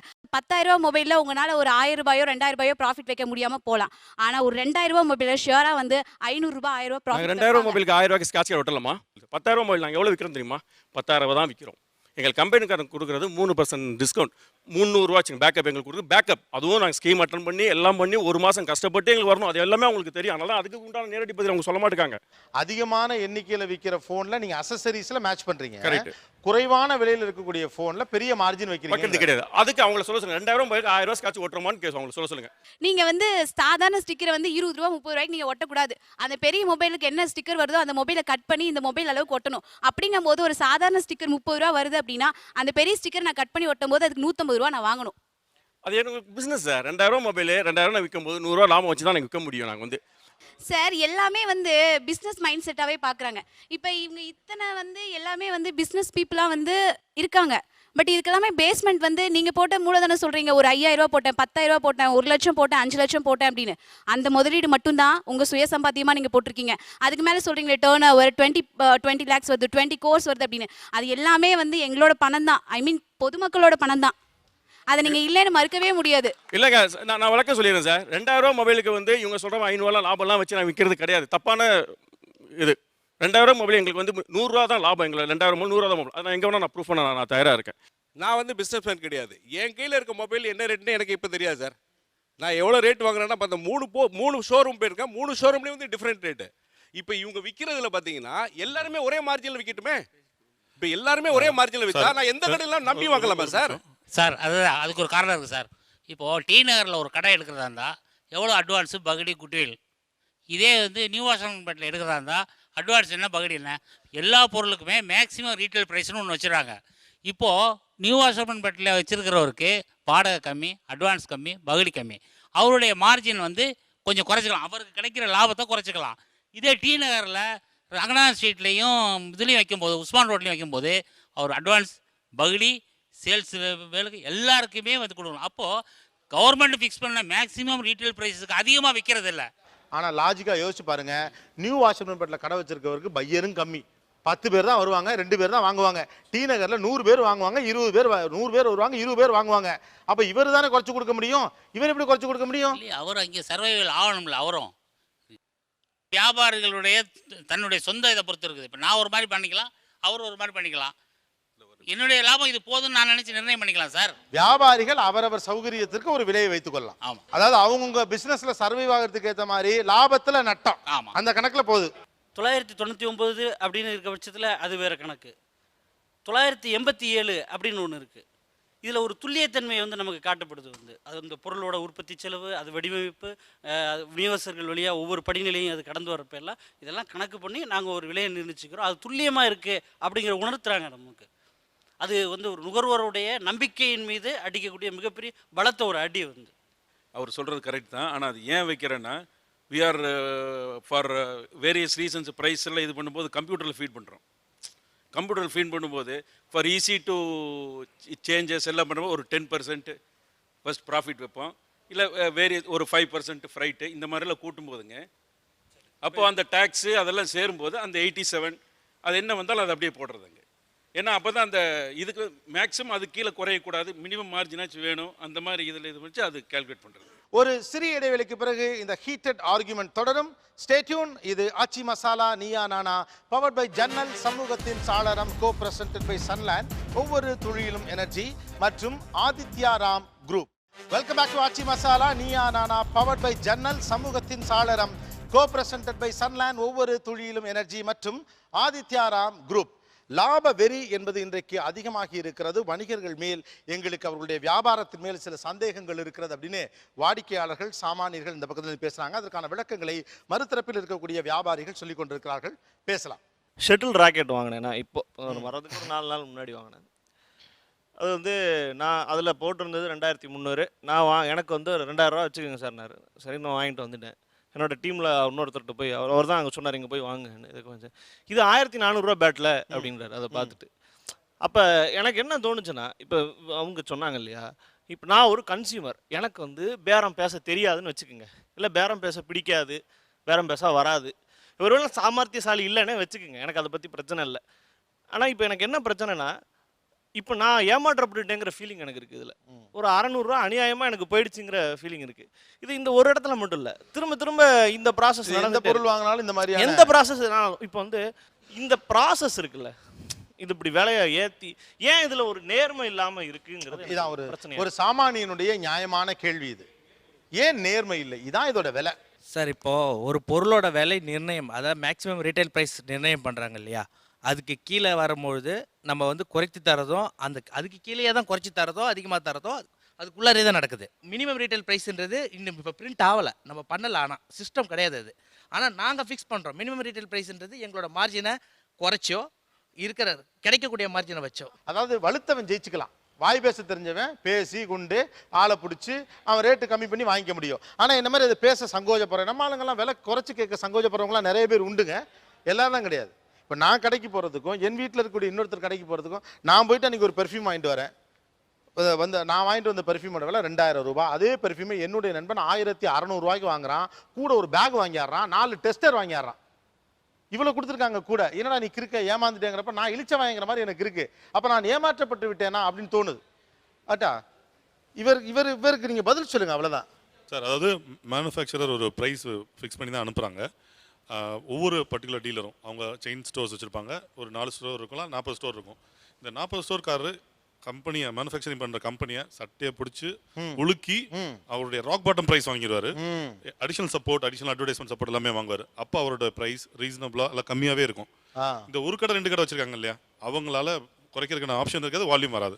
இல்லை நீங்கள் சொல்லக்கூடிய பாயிண்ட் வேலிட். நான் இப்போ இது முக்கியமாக ஏன் சொல்ல வந்தேன்னா, இந்த ரீடைலர்ஸில் இருக்கக்கூடிய பெரிய பிரச்சனை என்னென்னா, நீங்கள் அதாவது அவங்க கரெக்டாக சொன்னாங்களே, ஏதாவது ஒரு ஆப்பர்ச்சுனிட்டி வரும்போது ஒருத்தன் மேலே அந்த மொத்தத்தையும் ஏற்றுறது இருக்குல்ல, அதுதான் நான் சொல்லக்கூடிய ஒரு விஷயம். யாராவது ஒருத்தன் வந்த உடனே இவனை பார்த்தா இவன்கிட்ட நம்ம அந்த போன தடவை விட்ட காசை பிடிக்கணுங்கிற ஒரு முனைப்பு இருக்குல்ல, அதுதான் எனக்கு கஷ்டமாக இருக்குது. நான் என்ன சொல்கிறேன், நீங்கள் அவுட்ரைட்டாக ஸ்ட்ரெயிட்டாக நேர்மையாக இந்த ப்ரைஸ் சார், இந்த ப்ரைஸ்னு முடிச்சுக்கோங்க, டிஸ்கவுண்ட்டு எனக்கு முகதாட்சட்டியம் பார்த்து குறைக்கிறது எதுவுமே வேண்டாம்னு நான் சொல்கிறேன். 10 கஸ்டமரில் 2 பேர் கேட்டவனுக்கு மட்டும் நிச்சயம் அழுதாத்தான் பாலுங்கிற மாதிரி இருக்குது. அந்த நிலைமை இல்லைன்னு பதிவு பண்ண முடியாது. அது நீங்களே போய் பார்க்குறீங்க, நீங்களே விட்னஸ் பண்ணுறீங்க, அதை யார் மறக்க முடியும்? நாங்கள் மறுத்துட்டு இப்போ நீங்கள் எஸ் சொல்ல போகிறது இல்லை. அப்போ அது மறைக்கப்படுறதாயிரும். அப்படி மறைக்கப்படவில்லை. அப்போ there are 3 categories. One is they are dealing with fixed price. 2வது பார்த்துட்டிங்கன்னா அதே 100 கஸ்டமரில் ஒரு 10 பேர் கேட்டவனுக்கு மட்டும் தள்ளுபடி கொடுக்கக்கூடிய 2வது வகை பிஸ்னஸ். 3வது வகை பிஸ்னஸ் மேன் எப்படி இருக்குன்னு கேட்டாங்கன்னா, எது வேணாலும் எப்படி வேணாலும் கலந்துருக்கு. அவங்கள நாங்கள் நிச்சயம் சொல்ல முடியாது. அப்போ ட்ரேடர்ஸில் அந்த 3 வகை இருக்குது, கம்பெனியில் அந்த 3 வகை இருக்குது. சார் அது வேறு வழி இல்லை சார். வேறு வழி இல்லைங்க. இப்போ சில கஸ்டமர்ஸ் பார்கெயின் பண்ண, அதுக்காக நம்ம சேல்ஸ் நம்ம விட முடியாது. ஓகே, சேல்ஸ் விட முடியாது டியூ டு வேரியஸ் ரீசன்ஸ். நாளைக்கு பேமெண்ட் கொடுக்க வேண்டியதாக இருக்கலாம், இல்லை அந்த ஐட்டமே ஒரு ரொம்ப நாள் இருந்ததாக அவங்க கூட இருக்கலாம், ரொம்ப நாள் இருந்த மாதிரி. ஸோ வேரியஸ் ரீசன்ஸ் நாங்கள் சொல்லுங்கள். How to you see that? இது என்னால் புரிஞ்சிக்கக்கூடியதாக இருக்குது. இது இவர் சொல்லக்கூடிய ரீசன் எனக்கு புரிஞ்சிக்கக்கூடியதாக ஏற்றுக்கக்கூடியதாக இருக்குது. நான் சொல்ல வர்றது ஒன்று தான். இது ஒரு நம்ம ஒரு யூனிஃபார்ம் ப்ரைஸிங் சிஸ்டம் நமக்குள்ளே ஒரு நல்ல ஓரளவு ரொம்ப மார்ஜின் ஆஃப் எரர் ரொம்ப அதிகம் இல்லாமல் இந்த மாதிரி இந்த ஃபீலிங் கொடுக்காத அளவுக்கு, ஒரு 600 ரூபா அளவுக்கு டிஃப்ரென்ஸ் வராத அளவுக்கு அது ஓரளவு மார்ஜினுக்குள்ளே இதை நம்ம ஏதோ ஒரு வகையில் பேட்டர்னைஸ் பண்ணணுங்கிறது மட்டும்தான். இவங்க இப்போ பேசுகிறதுல எனக்கு தோணுது, நல்ல ஒரு தகவல் தொடர்பு உள்ளவர் தான், நல்லா இவங்கக்கிட்ட பேசக்கூடியவங்க தான் போய் வியாபாரம் பண்ண முடியும்.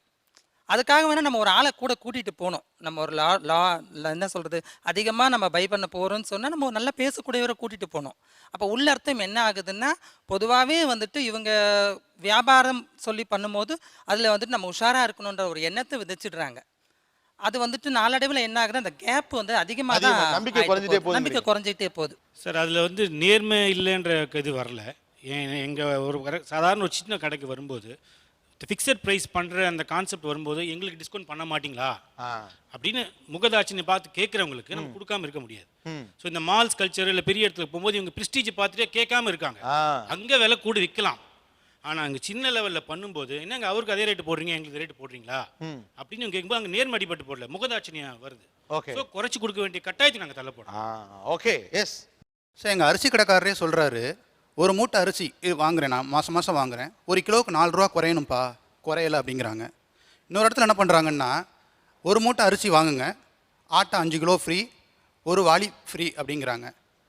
நாங்கள் என்ன கேட்குறோன்னா, அரிசி விலை குறைஞ்சிருக்கணும் கண்டிப்பாக. பேப்பர்லாம் படிக்கிறோம், ப்ரொடக்டிவிட்டி ஜாஸ்தி ஆயிடுச்சுங்கிறாங்க.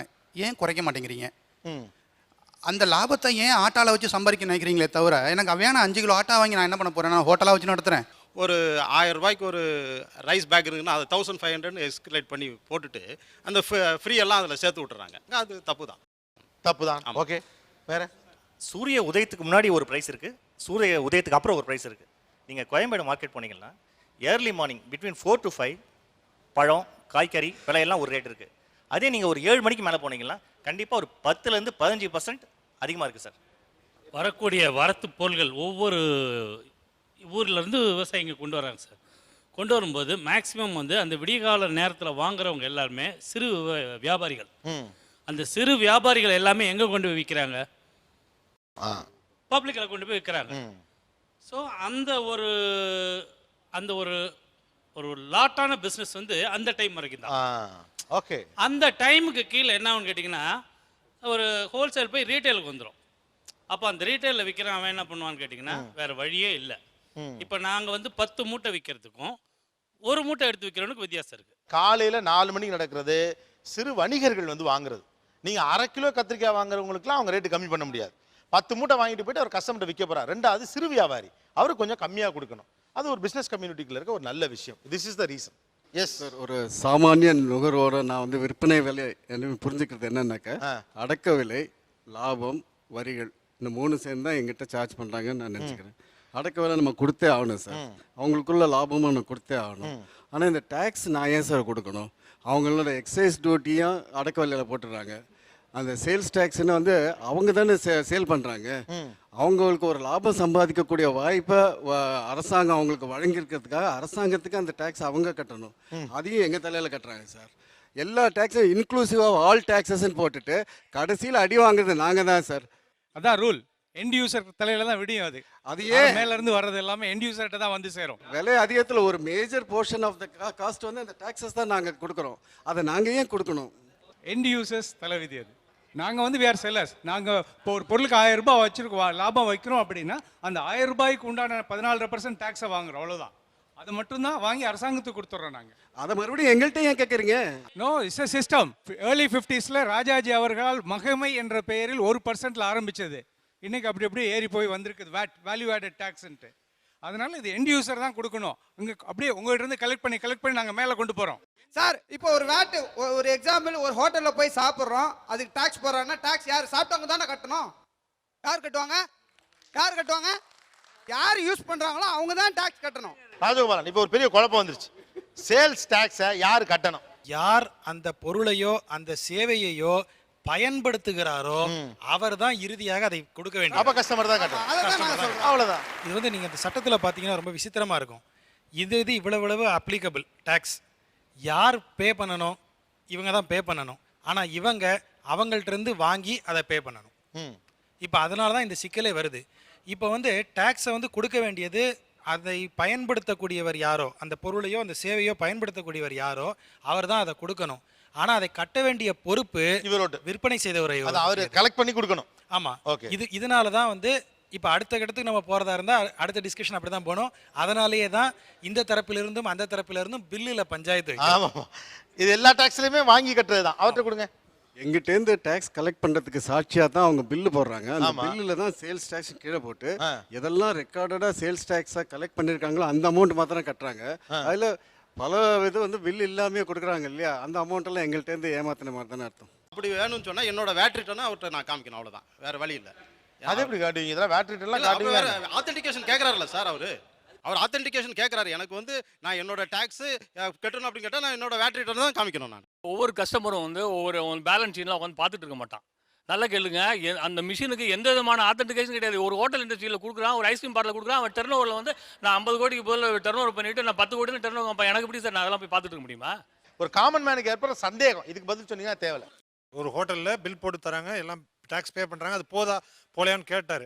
ஆனால் இதை வந்து டெய்லி அவங்களோட டர்ன் ஓவரை வச்சு அவங்களுடைய சிஸ்டமில் இவ்வளோ தான் இருக்குன்றது தெரியும். இதுக்கு வந்து கவர்மெண்ட்டில் எப்போ வேணால் இன்ஸ்பெக்ஷன் எந்த டைமில் வேணால் திடீர்னு வந்து பண்ணுறாங்க. ரெவென்யூ டிபார்ட்மெண்ட் ஆஃபீஸர்லேருந்து திடீர்னு சார் அவர் சொன்னார் ஹோட்டலில் அவங்க வந்து ஹோட்டலில் இலையை எண்ணி பார்ப்பாங்க சார். ஆடியோ ஆஃபீஸில் வந்து ஹோட்டலில் மதியம் வந்து இலையை ஒரு ஆளை வச்சு ஆடியோ டிபார்ட்மெண்ட்டில் ஆளை வச்சு. ஆனால் ஆச்சரியமாக இருக்குது. அப்படியா? கவர்மெண்ட்டில் கிட்டத்தட்ட 11 ஏஜென்சி வெவ்வேறு விதங்களில் ஒரே நிறுவனத்தின் பேரில் அவங்க எப்போ வேணாலும் வந்து இன்ஸ்பெக்ஷன் பண்ணலாம். அதில் தான் இப்போ இவர் சொல்கிறாரு இல்லையா, அந்த ஹோட்டலில் இலையை எண்ணுவாங்க அப்படின்னு. நீங்கள் நம்பவே முடியாத அளவுக்கு டேக்ஸ் டிபார்ட்மெண்ட் ஒர்க் பண்ணுவாங்க. எப்போ வந்து நான் கட்டின பணம் இதுக்கு போகுதுன்னு சொல்கிறோமோ முதல் விஷயம் பில். நீங்கள் வந்து உங்களுடைய எந்த ஒரு டிரான்சாக்ஷனுக்கும் நீங்கள் வாங்குறது விற்கிறது ஆகிய எதுக்குமே நீங்கள் ஒரு ரசீது ஒரு பில் வாங்கிட்டீங்க அப்படின்னாலே அதை ஒழித்து மறைத்து செய்யறதுக்கான வாய்ப்பு ரொம்ப ரொம்ப குறைவு. ஏனென்றால் இன்றைக்கு நீங்கள் ஒரு நிறுவனம் அப்படின்னு ஒன்று பதிவு பண்ணி ஆரம்பிச்சுட்டு நீங்கள் உங்கள் அக்கௌண்ட்ஸை சப்மிட் பண்ணாமலே இருக்க முடியாது. ஸோ இப்போ வந்து முன்ன மாதிரிலாம் கிடையாது. பில் ஆச்சுனாலே ஆட்டோமேட்டிக்காக அதுங்க போகிற அளவு மெக்கானிசம் ஸ்ட்ராங்காக இருக்குறீங்க. வணிகர்கள் வெர்சஸ் பொதுமக்கள் இரு தரப்பிலும் இருக்கக்கூடிய கேள்விகள் என்ன? பேசலாம் ஒரு சிறிய இடைவேளைக்கு பிறகு. இது ஆச்சி மசாலா நீயா நானா பவர்ட் பை ஜன்னல், சமூகத்தின் சாளரம், கோ பிரசன்டட் பை சன்லேண்ட், ஒவ்வொரு துளியிலும் எனர்ஜி மற்றும் Aditya Ram group. Welcome back to Aachi Masala Neeya Naana powered by ஜன்னல், சமூகத்தின் சாளரம், கோ பிரசன்டட் பை சன்லேண்ட், ஒவ்வொரு துளியிலும் எனர்ஜி மற்றும் ஆதித்யா ராம் குரூப். இன்னைக்கு நம்ம பேசிக்கொண்டிருக்கக்கூடிய விஷயம், எல்லா பொருட்களுமே கொஞ்சம் அதிகமான விலையில் இருப்பது போல படுகிறது. யாருக்கிட்ட நெகோசியேஷன் ஸ்கில் இருக்கோ, பார்கெயின் பண்ணி வாங்க தெரியுதோ அவங்களுக்கு ஒரு விலையும், அப்படி பார்கெயின் பண்ண தெரியாதவங்களுக்கு கூடுதலான விலையுமாக விற்கப்படுகிறது.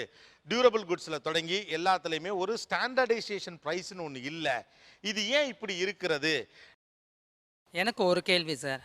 அதாவது அடக்க விலை, லாபம், வரி எல்லாம் நாங்கள் கட்டுறோம். ஆனால் அந்த கவரில் வந்துட்டு அந்த கடையோட பேரை போடுறது என்ன நியாயம்? 5 ரூபா வேறு வாங்கிக்கிறீங்க.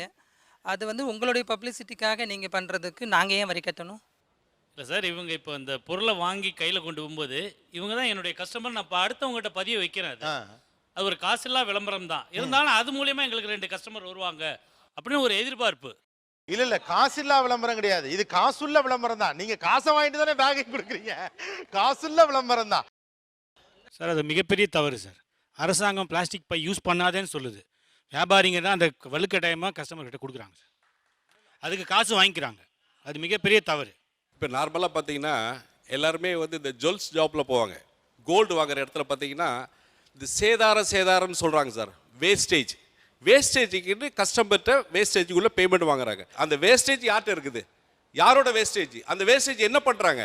மேனுஃபேக்சரிங் பண்ணும்போது ஒரு ஸ்டெப்லையும் ஒரு சேதாரம் வந்துக்கிட்டே இருக்கும். ஆமாம். அந்த கரெக்டான சேதாரம் போக அந்த வியாபாரிக்கு ஒரு 2% வச்சு விற்பார்.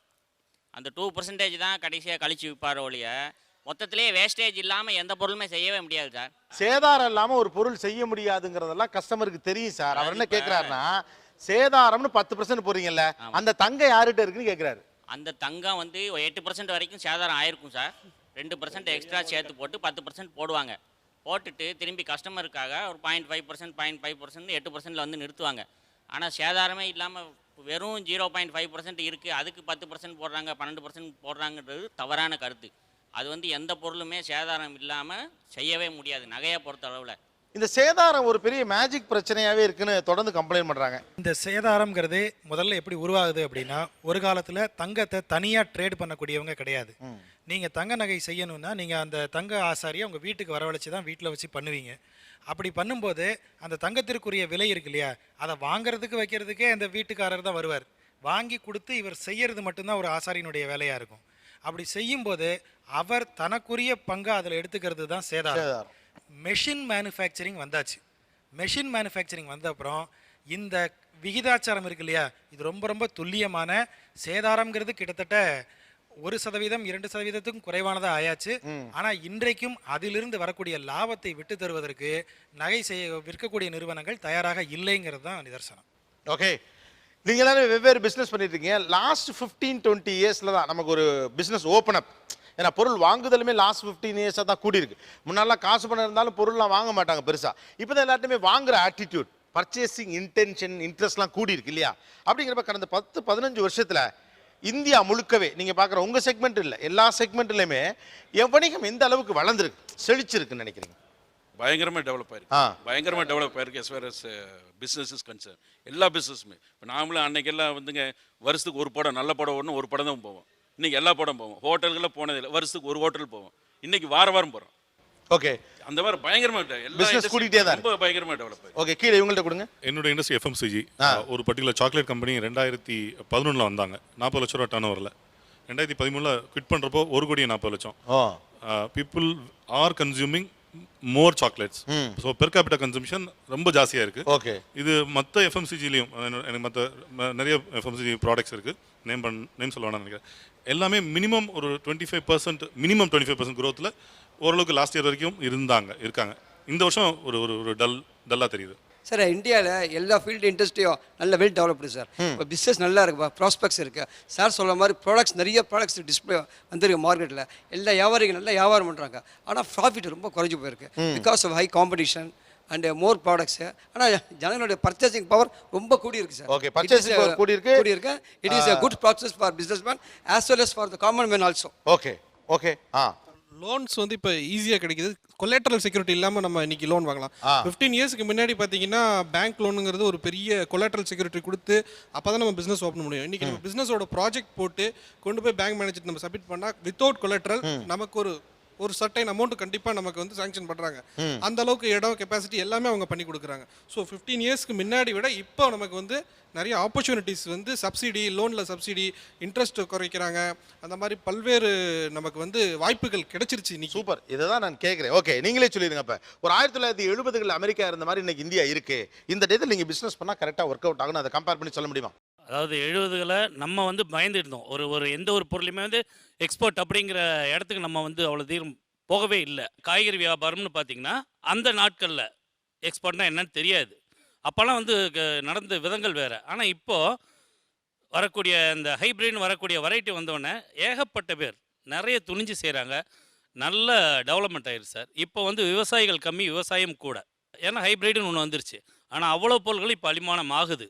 இன்னைக்கு வந்து எவ்வளோ வந்தாலும் விற்கிதுங்கிறீங்க. கண்டிப்பாக. ஓகே, பக்கத்தில் அந்த 1970s அமெரிக்காவையும் இப்போ இருக்கக்கூடிய இந்த 2015 இந்தியாவையும் எப்படி கம்பேர் பண்ணுவீங்க? ஆப்பர்ச்சுனிட்டி உங்களுக்கு நிறையா இருக்குது. பேங்க் லோன்ஸ் வந்து இப்போ உமன்ஸ் ஆரம்பிச்சாங்க, எஸ்எம்இ அது இதுன்னு கொடுக்குறாங்க. ரேட் ஆஃப் இன்ட்ரெஸ்ட் கம்மி.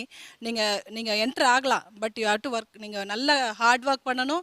அது என்ன இண்டஸ்ட்ரின்னு நீங்கள் சூஸ் பண்ணி கரெக்டாக உள்ளே இறங்கி ஹார்ட் ஒர்க் பண்ணிங்கன்னா உங்களால் ஷைன் கண்டிப்பாக ஆக முடியும். இன்னைக்கு பிஸ்னஸ் லோன் ரொம்ப ஈஸியாக கிடைக்குது. பேங்க்ஸை எளிதாக அப்ரோச் பண்ண முடியும். குறைந்த வட்டியில் கடன் வாங்கிக்க முடியும். இன்டர்நேஷனல் நெட்வொர்க்கிங் ஈஸியாக உருவாக்க முடியும். கீழே கொடுங்க. மேலாண்மை பொன்னுச்சாமி. 3 தலைமுறையாக கடை மளிகை கடை வச்சுருக்கேன். எங்கள் ஐயாப்பா வச்சுருந்தார், எங்கள் அப்பா வச்சுருந்தார், நான் வச்சுருந்தேன். 3 தலைமுறை மளிகை கடை வச்சு கிராமத்தில் ஒரு சின்ன வீடு தான் கட்ட முடிஞ்சது. ஆனால் இங்கே இவங்க பார்த்த பிறகு இவங்க சொல்கிற முதல் அறிமுகத்தில் ஆச்சரியமாக இருந்தது. 14 வருஷத்துலேயே கோடிகள், 1 லட்சத்தில் துவங்கி பல கோடிகளுக்குள்ள வந்துடுறாங்க. இது எப்படி வந்தது இந்த கேள்வி. 3 தலைமுறையாக கடை வச்சு ஓட்டாண்டி ஆகி ஊருக்கு வந்த, சென்னையிலேருந்து ஊருக்கு வந்த வியாபாரிகள் இருக்கிறாங்க. 3 தலைமுறையாக வீடு கட்டி கடை நடத்தி ஒரே ஒரு கடையை வீடை கட்டி அந்த வீடை கட்டுறதுக்கு 10,000 10 லட்சம் கடை வாங்கி கடனுக்கு வட்டி கட்ட முடியாமல் கடனை வீட்டை திருப்பி கொடுத்தா வியாபாரி. அப்படிப்பட்ட ஒரு சூழல் வியாபாரம் இங்கே நடந்துக்கிட்டு இருந்தது. வியாபாரத்தில் காந்தி சொன்ன நேர்மை இருந்தது. தொழிலில் எல்லாத்துலேயும் ஒரு தர்மம், ஒரு நெறி, ஒரு ஒழுக்கம், ஒரு மரபு இருந்தது. இப்போ அந்த உலகமயங்கிற சூறாவளி வந்த பிறகு உலகமய சூறாவளியத்தில் எவனை அடித்தாவது கொள்ளை அடி, லாபம் சம்பாதி. இப்போ தமிழ் சினிமாக்கள்லேயே நம்ம பார்ப்போம். சின்ன சின்ன பிக் பாக்கெட் அடித்து ஜெயிலுக்கு வர்றவன் லம்பாக ஒரு அடிச்சுட்டு செட்டில் ஆகிடலாமான்னு மூடர் கூடத்தில் வசனம் வரும். அது சும்மா இல்லை. அதுதான் இந்த உலக சமூக மனோபாவம். உலக மையத்துக்கு பிறகு குறுகிய காலத்தில் அதிகமாக சம்பாதிப்பது என்ற லாப வெறி. ஜாதி ஆபத்தானதல்ல, ஜாதி வெறி கலவரம் முக்கியது.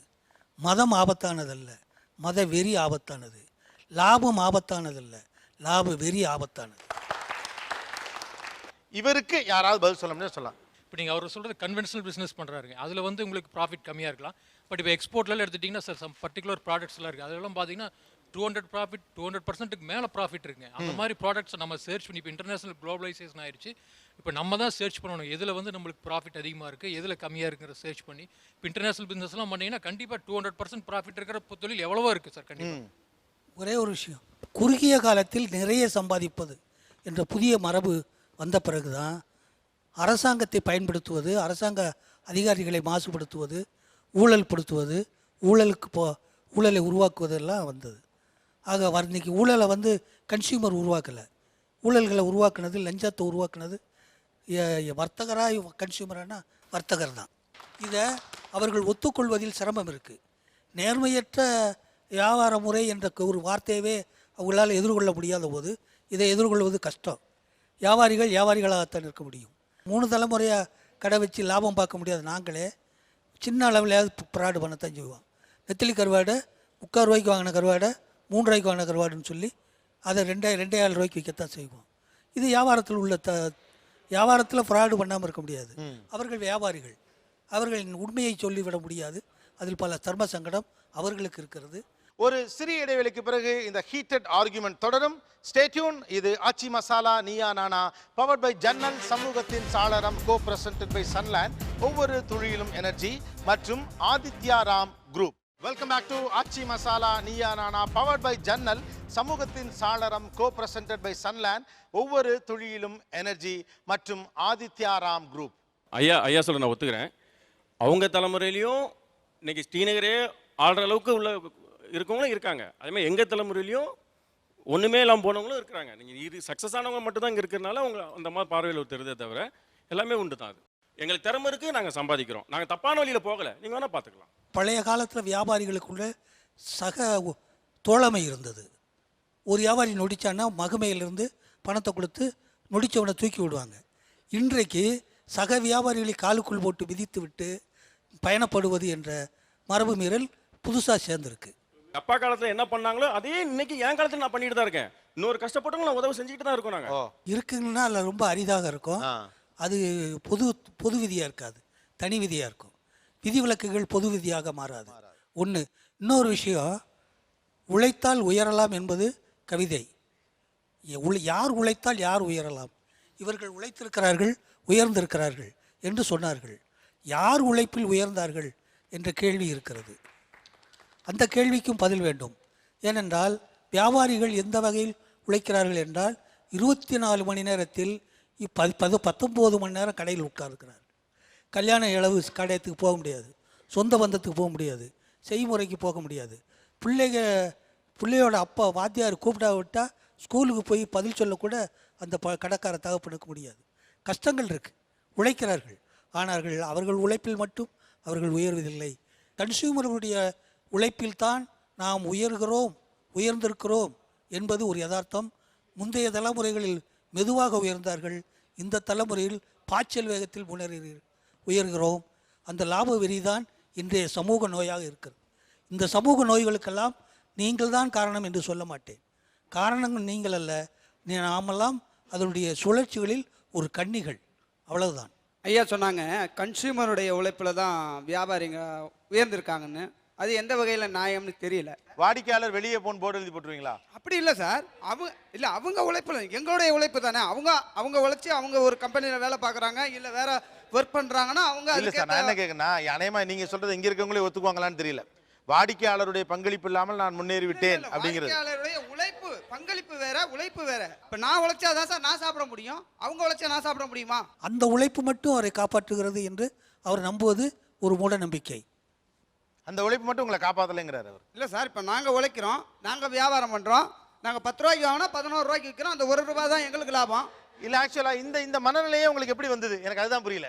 சுனில், அதாவது நான் உழைக்கிறேன், நான் கஷ்டப்படுறேன், நான் சம்பாதிக்கிறேன், நீங்கள் என்ன இதில் கான்ட்ரிபியூட் பண்ணதா பேசுகிறீங்க அப்படின்னு இந்த பேர் சொல்கிற ஒரு ஆட்டிடியூட் இருக்குது. அதை எப்படி பார்க்குறீங்க? இல்லை, இது ஒட்டுமொத்த சூழலுடைய ஒரு பெரிய நோய். இது நம்ம ஒற்றைப்படையாக அவங்கள சொல்கிறோன்னு அவங்க நினைக்கக்கூடாது. ஐயா கரெக்டாக சொன்னார். அதாவது என்னென்னா, இது ஒட்டுமொத்தமாகவே நம்ம எல்லாருமே இப்போ வாங்குறவங்க நாங்கள் என்ன நினைக்கிறோம், நான் காசு வச்சுருக்கேன், நான் வாங்குறேன், நான் கேட்குறத கொடுக்கணும் இப்படின்னு சொல்கிறோம். அப்போ அவங்க அதே தான். அது இதோட ஒரு பிரதிபலிப்பு. இந்த ஓவரால் அவர் ஐயா சொன்ன மாதிரி ஓவரால் குளோபலைசேஷனுடைய எல்லாரும் ஒவ்வொரு கன்னிகளாக இருக்கிறோம். ஒவ்வொரு பெரிய பிரச்சனை. அவர் சொல்கிறது 100% கரெக்டுங்க. ஏன்னா கஸ்டமர்ஸ் உழைக்கலைன்னா அவங்க பொருள் வாங்க முடியாது. எங்கள் பிஸ்னஸ் சைடில் எங்களுக்கு கஸ்டமர்ஸ் தான் முக்கியம். எனக்கு. நீங்கள் என்ன பண்ணுறீங்க? இளநீர் பிஸ்னஸ். இளநீர் பிஸ்னஸ். ஓகே, எவ்வளோ விற்கிறீங்க? இளநீர் எவ்வளோ விற்கிறீங்க? 20 ரூபாங்க. 20 ரூபா. ஆக்சுவலாக இளநீர் 40 ரூபாய்க்கு விற்றுட்டு இருக்காங்க. 30, 35 சென்னையில். நீங்கள் எப்படி அப்புறம் 20 ரூபாய்க்கு விற்கிறீங்க?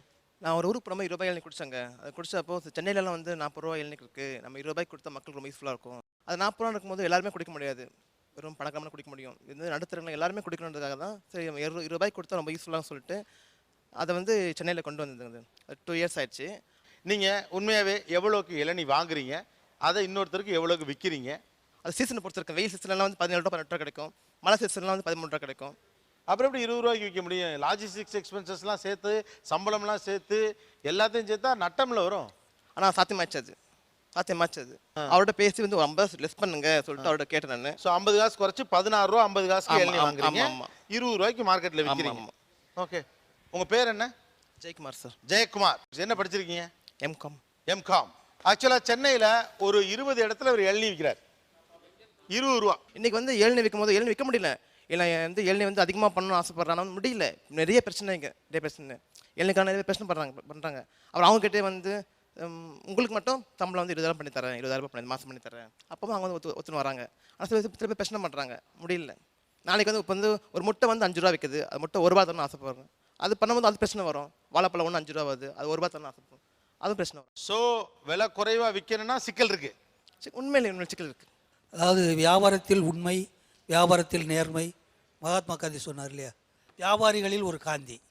வாங்கும் விலைக்கும் விற்கும் விலைக்கும் இடையில் ஏகப்பட்ட இடைவெளி நாமே உருவாக்குகிறோம். நுகர்வோர்களை அதிகமாக சுரண்டுகிறோம். நுகர்வோர் உழைப்பில் நாம் வாழ்கிறோம் என்பதை ஜெயக்குமார் ஒப்புதல் வாக்கு மூலம் நமக்கு நிரூபிக்கிறது. கஸ்டமர்ஸ் வந்து நிறைய பயங்கரமாக விவரமாக பேசுகிற மாதிரிலாம் பேசுகிறாங்க. ஆனால் ஒரு சின்ன ட்ரிக்கில் இவர்களை வீழ்த்திட முடியும், அதான் யதார்த்தம் இல்லையா? அப்படி எந்த சின்ன சின்ன ட்ரிக்லாம் இவர்களை வீழ்த்த முடியும்?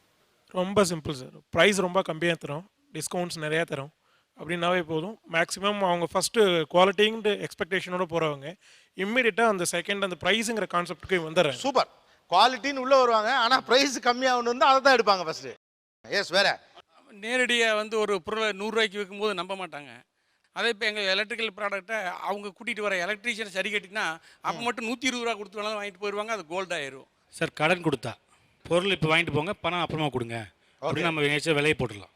ஓ, விலை கூட கொடுக்கலாம். கடன் கொடுக்குறேன்னு சொல்லிட்டு விலை வச்சா கண்டுக்கவே மாட்டாங்க. ஓகே, எப்போ போனாலும் அந்த நோட்டு போட்டுக்கலாம். பாயிண்ட். வேற இஎம்ஐ ஆப்ஷன் போட்டாலும் அவங்கள அந்த இப்போ எக்ஸ்ட்ரா, அதாவது மார்ஜினை விட டபுள் மடங்கு வச்சு இஎம்ஐ ஆப்ஷன் கொடுத்தா உடனே வாங்கிக்குவாங்க. கண்டிப்பாக மார்ஜினை விட டபுள் மடங்கு வச்சு கொடுத்தாலும் வாங்கிக்குவாங்க. ஆமாங்க சார். அதே மாதிரி மாசம் கட்டுறது தானே. கண்டிப்பாக சார். அதே மாதிரி டேமேஜ் ஆன பொருள் ஏதாவது இருந்தாலும் அதை வந்து பாதி விலை கொடுப்பீங்களா அப்படின்னு சொல்லி அதையும் ரொம்ப ஈஸியாக வாங்கிட்டு போயிடுவாங்க.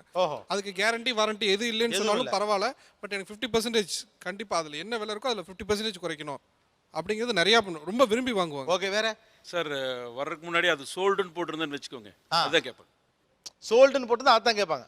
அது போகாதுன்னு வச்சுக்கோங்க, நம்ம அது சோல்டுன்னு போட்டோன்னு வச்சுக்கோங்க, அதெல்லாம் பார்த்துட்டு வந்துட்டு இது நல்லா இருக்குன்ற இப்படி அது போட்டு வச்சா போதும். அது கம்ப்ளைண்ட் இருந்தாலும் கூட அது சோல்டுன்னு போட்டிருந்தா அது சோல்டுன்னு போட்டு தான் அதை வாங்குவாங்க, அது எடுத்துக்குவாங்க.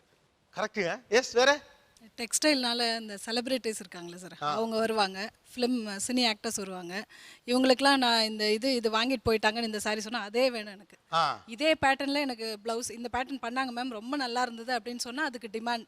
அப்போ கொஞ்ச நாள் பார்த்த உண்மையை தான் நான் சொல்லிகிட்டே இருந்தேன். அப்புறம் பார்த்தா இவங்க அதே தான் வேணும்னு மீதி பொருள் அங்கே இருக்கும் சார், 10-15 லட்ச ரூபாய்க்கு ஸ்டாக் எடுக்க மாட்டாங்க. அவங்க என்ன கேட்குறாங்களோ அது. அப்போ நாங்கள் அதை வந்து நான் அதை சொல்லி தான் ஆகணும். அது செலிபிரிட்டி இதை தான் இந்த மாடல் யூஸ் பண்ணுறாங்க, அதில் வாங்கிக்குவாங்க. அந்த சாரியே வேணும்னு தலைக்கில இருப்பாங்க, உடனே ஆர்டர் பண்ணி வர வச்சு நாங்கள் கொடுத்துருவோம். ஓகே, வேற கன்ஃபியூஸ் பண்ணால் ஈஸியாக பிஸ்னஸ் பண்ண வச்சிடலாம். எப்படி? ஃபஸ்ட்டு திங் வந்து இப்போ அவங்க வந்து லோயர் ரேஞ்சில் வருவாங்க, அதுக்கு வந்து அட்வான்ஸாக இந்த வெர்ஷன் இருக்குன்னு சொல்லுவோம், அது அவங்களுக்கு யூஸே இருக்காது. ஆனால் உங்களுக்கு அது யூஸ் இருக்கும், இதை வாங்கிக்கோங்க அப்படின்னு கன்ஃபியூஸ் பண்ணி ஒரே ப்ராடக்ட் வந்து 4 ரகமாக சொல்லுவோம். நாங்கள் ஃபஸ்ட்டு வந்து லோயரில் ஆரம்பிப்போம், சேம் ஃபியூச்சர்ஸ் தான் அடுத்ததில் இருக்கும், பட் வேறு ஒரு கம்பெனி சொல்லுவோம், அப்புறம் திருப்பி ஒன்று சொல்லுவோம், திருப்பி 3ஆவது சொல்லுவோம், சொல்லிகிட்டே இருக்கும்போது வேறு கதை பேசுவோம் அவர்கிட்ட, இது என்ன அது என்ன அது என்னன்னு மாற்றி மாற்றி கன்ஃபியூஸ் பண்ணிங்கன்னா கடைசியில் அவருக்கே முடியாது, நம்மளே கேட்பாங்க என்ன பண்ணலாம். இதுதான் பேசிக். அவங்க மேலே நம்ம வந்து ரொம்ப அக்கறை இருக்கிற மாதிரி காமிச்சிட்டு தான் பிஸ்னஸை நீங்கள் ஸ்டார்ட் பண்ண முடியும். Reward point sir. ஆக்சுவலாக அந்த ரிவார்ட் பாயிண்ட்ஸ் அந்த உலகமாக சேதாரத்தோட பெரிய கேம் அது என்னன்னு தெரிய மாட்டேங்குது. அது என்னது ரிவார்ட் பாயிண்ட்ஸ்? இப்போ அவங்க ரெகுலர் கஸ்டமராக வச்சுங்க சார், ஒரு 5 பில்ஸ் 10 பில்ஸ் நம்மக்கிட்ட பண்ணுறாங்க. ஸோ அவங்களுக்கு ஒரு 100 பாயிண்ட்ஸ் ஏறுன்னு வச்சுங்களேன், உங்களுக்கு 100 ருபீஸ் ஒர்த்து இது ஃப்ரீ அப்படின்னும் போது அந்த 100 ருபீஸ் வேல்யூக்காக அவங்க திருப்பி வாங்கணும்னு நினைப்பாங்க. இன்னொரு கடைக்கு போகிறத அவாய்ட் பண்ணுவாங்க. இங்கே போனால் திருப்பி நம்ம இந்த ரிவார்ட்ஸ் பாயிண்ட் கிடைக்குமேன்னு சொல்லிட்டு நம்ம கடையை தேடி வருவாங்க. இந்த ரிவார்ட் பாயிண்ட் அதே மாதிரி ரெஃபரல்ஸ், உங்களுக்கு தெரிஞ்சவங்களை யாராவது நீங்கள் இன்ட்ரடியூஸ் பண்ணி விடுங்க, அவங்க வாங்குற பில்லில் உங்களுக்கு ரிவார்ட்ஸ் கிடைக்கும். ஸோ அவங்க வந்து இந்த கடைக்கு போங்க, கஸ்டமரை வச்சு ஆள் பிடிச்சிடுறது. ஓகே, வேற மாதம் அக்கௌண்ட் தரதுங்க சார். அக்கௌண்ட் வச்சா அக்கௌண்ட் வச்சு இல்லைன்னா வெளியே போயிடுவாங்க. அக்கௌண்ட் தரது நமக்கு விருப்பம் இல்லைனாலும் அவங்க வந்தால் கொஞ்சம் கதை பேசணும். ஓ விருப்பம்னால வந்தா கதை பேசணும். கொஞ்சம் கதை பேசணும். பக்கத்துல வேற. சாரி நான் கஸ்டமர் கிரிட்டிசைஸ் பண்ண விரும்பல. நான் ஷோரூம்லேருந்து ஏன் இவ்வளோ பயப்படுறீங்க? இல்லை ட்ரிக்ஸுங்கன்னு எதுவுமே கிடையாது சார். நம்ம நல்லா வியாபாரம் பண்ண போதும் சார். என்ன பற்றி ட்ரிக்ஸ்னு எதுவுமே கிடையாது சார். ஆக்சுவலாக இதுவே சூப்பர் மெத்தட். வாடிக்கையாளர்களை கவர எல்லாரும் ஒன்று சொல்லல, நான் அப்படி கிடையாது தெரியுமா, தங்கமானவையா இது உலகமாக தந்துறான் என்ன அப்பா சாமி. அப்பா என்ன ஒரு புத்திசாலித்தனம். ஒரு சிறிய இடைவெளிக்கு பிறகு இந்த ஹீட்டட் ஆர்குமெண்ட் தொடரும். Stay tune. இது ஆச்சி மசாலா நீயா நானா, பவர்ட் பை ஜன்னல், சமூகத்தின் சாளரம், கோ பிரசன்டட் பை சன்லேண்ட், ஒவ்வொரு துளியிலும் எனர்ஜி மற்றும் ஆதித்யா ராம் குரூப்.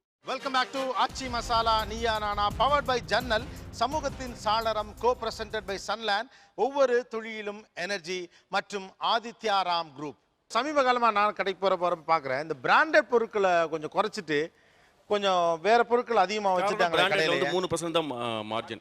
நான் பிராண்டட்லாம் மார்ஜின் கிட்ட 5 to 10% மார்ஜின் இருக்கு. ஓகே. ஸோ எங்களுக்கும் ஆனால் கஸ்டமரும் இப்போ நான் பிராண்டட் தான் விரும்புறாங்க. பிராண்டட்ல எல்லாருக்குமே ரேட் தெரியும். 10,000 எல்லாத்துலயும் 10,000 ரேட் தெரியும். நான் பிராண்டட்ல கஸ்டமருக்கு ரேட் தெரியாது. ஸோ நான் ஏற்றி இறக்கி கரெக்டாக வித்துக்கலாம். ரெண்டுக்கு டிஃபரன்ஸ் லாபம் கூட. நல்லவங்க பேர் நான் காப்பாற்றிக்கலாம். பிராண்டட் நான் பிராண்டட்ல ஆன்லைன் கம்பேர் பண்ணுவாங்க. ஸோ ஆன்லைன் கம்பேர் பண்ணி விற்க முடியாது. ஏன்னா ஆன்லைன் எங்களோட 1000 ரூபாய் கம்மியாக தான் இருக்கும். ஏன்னா அவங்க சர்வீஸ் கொடுக்க போறது இல்லை, கஸ்டமர் எதுவும் பண்ண போறது இல்லை. நாங்கள் எல்லாமே நாங்கள் கொடுக்கணும். ரெண்டுக்கு டிஃபரன்ஸ் இருக்கு. உணவோட விலை இன்னைக்கு சரிதானா? சரியில்லை சார். சரியில்லை எப்படி சொல்றீங்க? நானும் ஒரு வியாபாரி சார். என் பிஸ்னஸில் மட்டும் தான் வியாபாரி, மற்றபடி நான் கஸ்டமரை தான் பேசுகிறேன். ஒரு தோசைக்கு 78 ரூபா 80 ரூபா, அதே தோசை என் கடையில் ஊற்றி விட்டாக்க ஒன்றுமே இல்லை, 10 ரூபா தான் ஆகுது. எங்கள் அப்பாவது இப்போ 30 வருஷமாக ஹோட்டல் தான் வச்சுருக்காரு, சைவ உணவகம், திருவண்ணாமலையில் சார். ஒரு கிலோ அரிசியை வந்து தோசை சுட்டா இவங்க சுடுற கல் தோசை வந்து ஒரு 10 தோசை சுடலாம் சார். சரி. 1 கிலோ அரிசி மாவு ஆக்கிறதுக்கு 1 கிலோ 1/2 கிலோ அரிசி இருந்தால் போதும் சார். உளுந்து அந்த மாதிரி கால்குலேஷன் பண்ணி பார்த்தா நம்ம வந்து 5 கிலோ குண்டு அரிசியை வந்து இட்லிக்காக ஆட்டினோம்னா ஒரு 100 பேருக்கு டிஃபன் செய்யலாம் சார். ஆனால் இவங்க வந்து அதில் 3 மடங்கு லாபம் வச்சு வைக்கிறாங்க சார். ராஜகோபால், தண்ணி விலை கொஞ்சம் குடிச்சு நான் கத்துறோம், அது கூடிருச்சு இது கூடிருச்சு, அது 10 ரூபா கூட்டம் 50 ரூபா கூட்டிட்டாங்க 100 ரூபா ரைட்டா. ஆனால் இன்றைக்கி அசால்ட்டாக ஒரு லஞ்சு ஒரு 350 ரூபாய்க்கு சாப்பிட்றோம். ஆனால் இதுக்கு யாருமே பெருசாக குரல் எழுப்புற மாதிரியே தெரியல. மக்கள் மீது இதில் என்ன குறை இருக்குது? இது உணவுப் பொருளுக்கு மட்டும் இல்லை, எதையெல்லாம் வந்து இந்த என்டர்டெயின்மெண்ட் அல்லது சுகிக்கக்கூடியது ஒரு ஒரு ஒரு பொருளாக வாங்குறத விட சேவை அடிப்படையில் நான் எதையெல்லாம் எடுத்துக்கிறேனோ அதை அத்தனை இடத்துலையுமே இன்றைய கன்சியூமருங்கிறவன் ஹைலி கரப்டட் அப்படிங்கிற வார்த்தையை தான் உபயோகப்படுத்துது. இன்றைக்கி நீங்கள் 350 ரூபாய்க்கு போய் ஒரு லஞ்சு சாப்பிட்றத சொல்கிறீங்க, ஏன் 250 ரூபா கொடுத்து டிக்கெட் வாங்கி சினிமாவுக்கு போகிற இடத்துல இந்த கஸ்டமருங்கிறவன் வந்து எந்த கேள்விகளையும் எழுப்புறது இல்லை. இது வந்து ஒட்டுமொத்தமாக கன்சியூமருடைய மனோபாவம் எப்படி மாறி போயாச்சு இன்றைக்கி அப்படின்னா, லாப வெறி அப்படின்னு எந்த அளவுக்கு நம்ம இன்றைக்கி வணிகர்களை சொல்லுவோமோ அதனுடைய சமபங்காக இந்த பக்கத்தில் இருக்கிறவங்களுக்கும் நுகர்வு வெறி அதிகரிச்சிருக்கு. உங்களுக்கு லாப வெறி உண்டுன்னா இவங்களுடைய நுகர்வு வெறி தான் அதற்கு காரணமாக இருக்க போகுது. இன்றைக்கி நீங்கள் சொல்கிறீங்க 5 ரூபா கொடுத்து நான் ஒரு பேக் வாங்குறேன், ஆனால் அந்த பேக்கில் என் கம்பெனி பேர் அடிச்சிருக்கீங்க, அதை எப்படி நான் தூக்கிட்டு போவேன்னு சொல்கிறீங்க. ஆனால் நான் 4-5 பிராண்டு சொல்கிறேன். கண்ணுக்கு போடுற கண்ணாடி, கைக்கு போடுற கை கடிகாரம், நீங்கள் போட்டுக்கிற ஜீன்ஸ், அந்த பேர் அடிச்சா தான் நீங்கள் அந்த பேரை அடிக்கலைன்னா அதை வாங்குவீங்களா? அப்போ இதே கன்சியூமர் எப்படி 2 ரூபா பேக்குக்கு வந்து அந்த அளவுக்கு கன்சியூமர் ப்ரொடெக்ஷன் ஆக்டை விட அதிகமாக உணர்ச்சி வசப்படுற இதே கன்சியூமர் ஆனா அங்க கண்ணாடி ஒவ்வொருத்தரும் அது பேர் எழுதலைன்னா மட்டும் எப்படி வாங்காம இருக்கார்? அப்ப இதுதான் நுகர்வு வெறி. தான் நுகர்வதை பிறருக்கு காண்பிக்கக்கூடிய ஒரு விஷயமா மாறியாச்சு. அந்த இடத்துல இந்த கன்சியூமர் எந்த குறைகளையும் சொல்றதில்லை வணிகர்கள் மேல. இந்த நுகர்வை பிறருக்கு காட்டுவதில் இருக்கு இல்லையா, இதுல அதீதமாகி போன இடம் தான் தவறு நடக்கிற இடம். ஆக்சுவலா இந்த ஷோலையுமே கூட வணிகர்கள் மேல பெரிய குற்றச்சாட்டை இவரால் சொல்ல முடியல, அதான் உண்மை. அப்போ நான் வந்து எப்போ நான் வந்து கன்சியூமராக இருக்கேனோ அப்போ வந்து மிக மிக நேர்மையான, மிக மிக குறைந்த லாபத்தில் அதிக தரத்தை தரக்கூடிய ஒரு வியாபாரியை எதிர்பார்க்குறேன். ஆனால் நான் வியாபாரி ஆகிற தருணத்தில் எந்த விதத்துலையும் என்னுடைய வாய்ப்புகளையோ நான் லாபம் சம்பாதிக்கக்கூடிய எந்த வாய்ப்புகளையும் விட்டு கொடுக்க தயாராக இல்லை. இதுதான் இந்த ரெண்டும் ஒன்றோட ஒன்று இயங்கிட்டே இருக்கு. முரணியக்கன் தான் ஜாலியான ஒரு கருத்தை சொல்லணும்னு நினைக்கிறேன். அவங்களுக்கு ஒரு தேங்க்ஸ்ன்னு சொல்லணும். அதாவது என்னென்னா, பொதுவாக உங்ககிட்ட ஒரு பெரிய சக்தி இருக்குது. நீங்கள் வந்துட்டு ஒரு கருத்தை வந்து திணிக்க முடியும். பச்சை புடவை வாங்கி கொடுக்கறது வந்துட்டு ரொம்ப நல்ல விஷயம்னு சொல்லி ஒரு கருத்தை உழவ விட்டதே நீங்கள் தான்.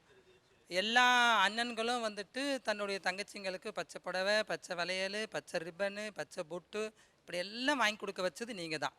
அந்த மாதிரி ஏதாச்சும் புது கான்செப்ட் வரும்போது திருநங்கைகளுக்கும் அது வாங்கி கொடுத்தா நல்லதுன்னு சொல்லிடுங்க. பாவம் இல்லை அவங்களுக்கு. உலகமயம் உருவாக்கி இருக்கிற பல பண்பாட்டு சீரழிவுகள் முக்கியமானது நுகர்வு மனோபாவத்தில் ஏற்பட்டிருக்கிற ஒரு பண்பாட்டு சீரழிவு. தரமானதை வாங்குவது என்பதுக்கு பதிலாக கலர்ஃபுல்லான பொருளை வாங்குவது. பிரியாணி சாப்பிட்டா கூட கலர்ஃபுல்லாக சாப்பிடணும், ரொட்டி தின்னா கூட கலர்ஃபுல்லாக சாப்பிடணும், பிஸ்கெட் தின்னா கூட கலர்ஃபுல்லாக திங்கணும். இந்த கலர்ஃபுல்லாக திங்கணுங்கிற நுகர்வு மனோபாவம் இருக்கே, இது நுகர்வோரிடம் ஏற்பட்டிருக்கிற பண்பாட்டு சீரழிவு. இந்த பண்பாட்டு சீரழிவை வியாபாரிகள் மிக சாமர்த்தியமாக பயன்படுத்துகிறார்கள். ஓகே, தமிழ்நாட்டில் 2 நெடுஞ்சாலைகள் இருக்குது. வந்து மன்னராட்சி காலத்திலேருந்து இருக்கக்கூடிய 2 நெடுஞ்சாலைகள். ஒன்று காஞ்சிபுரத்திலேருந்து கோயம்புத்தூரை நோக்கி போகக்கூடியது, இன்னொன்று தஞ்சாவூர்லேருந்து ராமேஸ்வரத்தை நோக்கி போகக்கூடியது. இந்த 2 நெடுஞ்சாலைகள்லையும் அன்னச்சத்திரங்களை கட்டினவங்க வணிகர்கள் தான். வந்து அந்த வணிகர்கள் இன்றைக்கி இந்த உணவை என்ன விலைக்கு வைக்கிறதுக்கு தயாராக இருக்காங்க அப்படிங்கிறது ஒரு பெரிய கேள்வி. வந்து அறச்சாலைகளை நிறுவனவங்க அவங்க தான். அன்பையும் சமாதானத்தையும் வந்து முன் வச்சு இயங்கக்கூடிய பௌத்த போன்ற பல சமயங்களை வந்து உலகம் பூரா எடுத்துகிட்டு போனது வணிகர்கள் தான். வந்து கல்வி நிறுவனங்கள், வணிகர் சங்கங்கள் தான் தமிழ்நாட்டில் பெருவாரியான ஆரம்ப பள்ளி நிறுவனங்களை வந்து வணிகர் சங்கங்கள் தான் வந்து எடுத்துகிட்டு போணுச்சு. அந்த ஒரு கடமை உணர்ச்சி, ஒரு சமூக பொறுப்பு இன்றைக்கி வணிகர்கள்ட்ட இருக்கா அப்படிங்கிறது மட்டும் ஒரு வேண்டுகோளாக நீங்கள் யோசிச்சு பாருங்கள் அப்படிங்கிறத மட்டும் நான் கேட்டுக்கிறேன். உங்கள் மேலே எனக்கு எந்த குற்றச்சாட்டும் இல்லை. ஏன் அப்படின்னா இதுக்கு காரணம் நீங்கள் இல்லை, இதுக்கு பின்னணி வேறு உலகளாவிய வேறொரு வலை இருக்குது அப்படிங்கிறதுனால உங்கள் மேலே எங்களுக்கு எந்த விதமான குற்றச்சாட்டும் இல்லை. ஆனால் வணிகர்கள் உங்களுக்கு முந்தைய தலைமுறையில் உங்கள் பாட்டனார் முப்பாட்டனார் இவ்வளோ விஷயங்களை செஞ்சுருக்காங்க, நீங்கள் இதையும் கொஞ்சம் நினைவில் கொள்ளுங்கள் என்பது தான் எங்களுடைய தாழ்மையான வேண்டுகோள். இல்லை, ரொம்ப அழகான ரொம்ப முக்கியமான ஒரு விஷயத்தை சொல்கிறார் அவர். இது ஆக்சுவலாக இது அவங்க மனசாட்சிக்கு வச்ச கேள்வின்னு நினைக்கிறேன். செல்வ புவியரசு இது சமூகத்தை ஆழமாக கவனித்ததுடைய பின்னணியிலிருந்து வந்த கேள்வி. குறைவான வருமானம் இருந்த காலகட்டத்தில் கூட இந்த சமூகத்தினுடைய எல்லா நல்ல விஷயங்களையும் செய்த ஒரு மிகப்பெரிய ஆட்கள் வந்து வணிகர்கள் தான், வணிகர்கள் கூட்டம்தான். ஊருக்கு ஊர் குளம் யார் வெட்டி கொடுத்தா, தூர் யார் வாங்கி கொடுத்தா, எல்லாம் வணிகர்கள் தான் பண்ணி கொடுத்துருக்காங்க. அந்த அறம், அந்த கிவிங் பேக் டு சொசைட்டி அப்படிங்கிற அந்த விஷயம் இப்போ இல்லை அப்படின்னு நம்ம வந்து ஒட்டுமொத்தமாகவே வந்து நம்ம வந்து ஒரு பெரிய பெரிய சந்தர்ப்பவாத கும்பலாக வந்து நம்ம ஆகிட்டு இருக்கோம். நம்ம லாபம் அடையிறதா நினைக்கிறோம். ஆக்சுவலாக நமக்கு எந்த லாபமும் கிடையாது. இது இந்த பணம், நம்ம சேர்க்கக்கூடிய பணம், இந்த உழைப்பு இதெல்லாம் எங்கேயோ யார் கையிலையோ போகுது. அந்த சுவிட்ச் அங்கே ஆஃப் ஆனிச்சுன்னா இங்கே எல்லாமே ஆஃப் ஆகிடும். அந்த சுவிட்சை நம்ம பார்க்கவே முடியாது. இந்த விஷயங்களை வந்து எது இயக்குது, நம்ம நினச்சிட்டு இருக்கு நம்ம கடின உழைப்பு இதெல்லாம் நிச்சயமாக அதுக்கெல்லாம் கிரெடிட்ஸ் இருக்குது. அதுக்கு அப்பால் அது கண்ணுக்கு தெரியாத பல அரசியல் சக்திகள், பல அரசியல் கண்ணிகள், அரசியல் வலைகள் இதுக்கு பின்னாடி இருக்குது. இதெல்லாம் சேர்ந்து நம்ம வந்து ஒரு குறிப்பிட்ட திசையில், இந்த திசையில் நீங்கள் பயணிக்கணும், இதுதான் சரியான திசைன்னு திரும்ப திரும்ப காட்டப்படுது. நமக்கு வந்து சேவிங்ஸ் பொருளாதாரங்கிறது இன்றைக்கி வந்து தப்பு. ஃபுல்லாக கிரெடிட் பேஸ்டு பாலிசிக்கு நம்ம போய்கிட்டு இருக்கோம். இதுதான் சரியான திசை, இதுதான் சரியான திசை அப்படின்னு ஏதோ ஒரு திசையை நமக்கு வந்து திரும்ப திரும்ப திரும்ப வலியுறுத்தப்படுது. சப்டிலாக, சப்டெக்ஸ்டாக திரும்ப திரும்ப திரும்ப வேறு வகையில் விளம்பரங்கள் வழியாக நம்ம காமிக்கக்கூடிய மாடல்கள் வழியாக இந்த வாழ்க்கையை வாழ்கிறது தான் சரியான வாழ்க்கை, இந்த மாதிரியான சட்ட போட்டவன் தான் வந்து இப்படி இருக்கவன், இந்த மாதிரியான இது எல்லாமே நமக்கு வந்து புகட்டப்படுது. அதுக்கு நாம் வந்து இரையாகிக்கிட்டே இருக்கோம். வணிகர்கள் வெர்சஸ் பொதுமக்கள் இரு தரப்பிலும் இருக்கக்கூடிய கேள்விகள் என்ன பேசலாம். ஒரு சிறிய இடைவேளைக்கு பிறகு இது ஆச்சி மசாலா நீயா நானா பவர்ட் பை ஜன்னல், சமூகத்தின் சாளரம், கோ பிரசன்டட் பை சன்லேண்ட், ஒவ்வொரு துளியிலும் எனர்ஜி மற்றும் Aditya Ram group. Welcome back to Aachi Masala Neeya Naana powered by ஜன்னல், சமூகத்தின் சாளரம், கோ பிரசன்டட் பை சன்லேண்ட், ஒவ்வொரு துளியிலும் எனர்ஜி மற்றும் ஆதித்யா ராம் குரூப். ஒரு பக்கம் வணிகர்கள் மீது நிறைய குற்றச்சாட்டுகள், விலையேற்றம் சம்பந்தமான பல பிரச்சனைகள் சொல்லப்பட்டாலும் கூட இன்றைக்கு இருக்கக்கூடிய வாடிக்கையாளர்களும் ரொம்ப ஷ்ரூடாக இருக்காங்க. எங்கெல்லாம் கேள்வி கேட்கணுமோ அங்கே கேட்கறது கிடையாது. மாறாக சிறு வணிகர்களிடம் மட்டும் பேரம் பேசக்கூடிய ஆட்களாக, தள்ளுபடிகளை கண்டு ஏமாறக்கூடியவர்களாகத்தான் இவர்கள் இருக்கிறார்கள் அப்படின்னு வணிகர்கள் தரப்பிலிருந்து சில விஷயங்களை முன்வைக்கிறாங்க. பேசுவோம். உங்களுடைய தரப்புன்னு ஒன்று இருக்குது. பொருட்களை தயாரித்து உங்களிடம் கொடுக்கக்கூடிய நிறுவனங்கள் அல்லது உங்களிடம் விற்கிற நிறுவனங்கள் எப்படி உங்களை கசக்கி பிழிகிறது? இப்போது எனக்கு எடுத்திங்கன்னா ஏர் கண்டிஷன் தொழிலில் இந்த மாதம் 50 ஏசி வாங்கினால் ஒரு விலை அண்ட் அதுக்கு உண்டான எக்ஸ்ட்ரா ஆஃபர். நான் 3 மாதத்துக்கு 500 ஏசி வாங்கினேன்னா எனக்கு பேங்காக் கூட்டிகிட்டு போவாங்க, இல்லை துபாய் கூட்டிகிட்டு போவாங்க. 1000 ஏசி வாங்கினேன்னா லண்டனுக்கு கூட்டிகிட்டு போவாங்க. ஸோ எனக்கு அப்படியே அந்த ஓடுற குதிரைக்கு முன்னாடி குச்சியில் கட்டி கேரட்டை போட்டுற மாதிரி போட்டுட்டு every month billing so compulsion இருக்கு இந்த மாதம் இவ்வளோ எடுத்து இல்ல நீங்க எடுக்கிறான்னு வச்சுக்கலாம், அதாவது மாசம் 100 ஏசி அவங்கள்ட்ட நீங்க வாங்கணும்னு ஒரு கண்டிஷன் வைக்கிறாங்க. வாங்கலைன்னா என்ன ஆகும்? ப்ரைசிங் கிடைக்காது. ப்ரைசிங் கிடைக்கலன்னா மார்க்கெட்ல கம்பீட் பண்ண முடியாது. கம்பீட் பண்ணலன்னா கஸ்டமர் என்ன விட்டு போயிடுவாங்க. Okay, I will be a loser. இது எவ்வளவு பெரிய டென்ஷன் தினந்தோறும். 20 தேதி ஆச்சுனாலே மந்த் அண்ட் பில்லிங்க்கு எனக்கு ஃபோன் வந்துகிட்டே இருக்கும். ஒவ்வொரு கம்பெனி எக்ஸிக்யூட்டிவ், சார் தேதி 20 ஆச்சு, 25 நம்ம பில்லிங் க்ளோஸ், 27ஆம் தேதி க்ளோஸ் பண்றோம், ஒரு 50 ஏசி பில் பண்ணலாமா? அந்த டென்ஷன் வரும். So business means it's profit. அப்போ நான் வந்து இந்த குவான்டிட்டி எடுக்கல அப்படின்னா I will be a loser. Pricing கிடைக்காது. இதுதான் உங்க சிக்கல். every month I mean squeezed. Okay, வேற 2-3 இன்சிடென்ட் சொல்லணும்னு நினைக்கிறேன். ஒரு டிஸ்ட்ரிபியூட்டராக ஒரு கம்பெனியில் ஆகணும்னு நான் நினச்சேன். அவங்க டெல்லியிலேருந்து ஆள் அனுப்பிச்சி விட்டாங்க. என்னோட வீட்டுக்கு வந்து வீடை செக் பண்ணாங்க, என்னோட ப்ராப்பர்ட்டி டாக்குமெண்ட்டை வெரிஃபை பண்ணாங்க, என் ப்ராப்பர்ட்டியெல்லாம் அளந்து பார்த்தாங்க. நான் படித்த ஸ்கூல் சர்டிஃபிகேட்லேருந்து டிகிரி சர்டிஃபிகேட், எம்காம் அந்த MBA வரைக்குமான எல்லா சர்டிஃபிகேட்டும் எடுத்துக்கிட்டாங்க. நான் போலீஸ் ஸ்டேஷன் வந்து கம்ப்ளைண்ட் இது எழுதி வாங்கி கொடுக்கணும் இன்ஸ்பெக்டர்கிட்ட. என் பேரில் யாரும் கம்ப்ளைண்ட் பண்ணல, நான் யார் பேர்லையும் கம்ப்ளைண்ட் பண்ணலன்னு கோர்ட்டில் இருந்து லெட்டர் வாங்கி கொடுக்கணும், ஒரு ஆத்தரைஸ்டு. அடுத்து சேல்ஸ் டேக்ஸ் ஆஃபீஸ் வந்தாங்க, எல்லாத்தையும் அங்கே இவர் மேலே ஏதாவது பிரச்சனை இருக்கான்னு செக் பண்ணுறாங்க. அடுத்து இன்கம் டேக்ஸ் ஆஃபீஸ் வந்தாங்க, அங்கேயும் செக் பண்ணுறாங்க. அவர் ஒரு வாரம் நம்மளோட தங்கியிருக்கார், ஏறக்குறைய தூங்குறது எல்லாமே சாப்பிட்றது நம்மளோட வச்சுங்களேன். அப்புறம் டெல்லிக்கு போயிட்டு ரிப்போர்ட் போட்டு இவரை டிஸ்ட்ரிபியூட்டர் செலக்ட் பண்ணலாம், ஒரு ரிப்போர்ட் கொடுக்குற டிஸ்ட்ரிபியூட்டர். ஒரு சனிக்கிழமை மத்தியானம் 2 மணிக்கு என்னை கூப்பிட்டு, ஒரு 2 வருஷம் பிஸ்னஸ் நடந்தப்பறம் எனக்கும் பார்ட்னருக்கும் கொஞ்சம் சின்ன இஷ்யூ, நீங்கள் சொல்கிற அந்த மந்த் எண்டு டார்கெட்டை நான் முடிக்கல.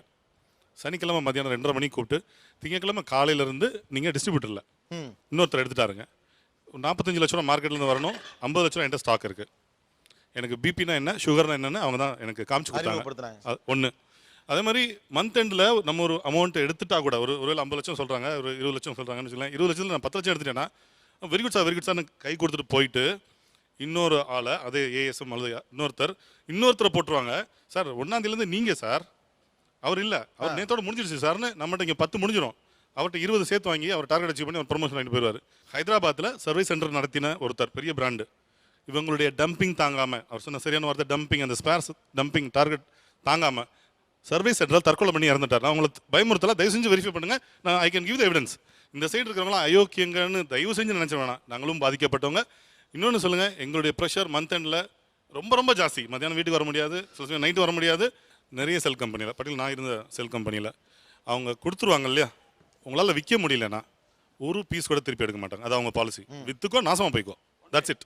எல்லாமே கேஷ் கொடுத்து தான் வாங்குவோம். இங்கே சரக்கு வந்துடுது, ஏதோ ஒரு பர்டிகுலர் மாடல் ஃபெயில் ஆயிடுச்சு, ஒரு 100 இல்லை 200 பர்டிகுலர் செல்ஃபோன் மாடல் ஸ்டக் ஆயிடுச்சு, இங்கே விற்காது, யோடு டை வித் இட். அவ்வளோதான். நான் படுத்த படுக்கையாக இருந்தேன், மன்னிச்சுங்க, நான் படுத்த படுக்கையாக இருந்தேன் 2010. நான் ஒரு BMBA படிச்சிருக்கேன், பிபியில் ரீஜனல் மேனேஜராக ஒர்க் பண்ணியிருக்கேன்.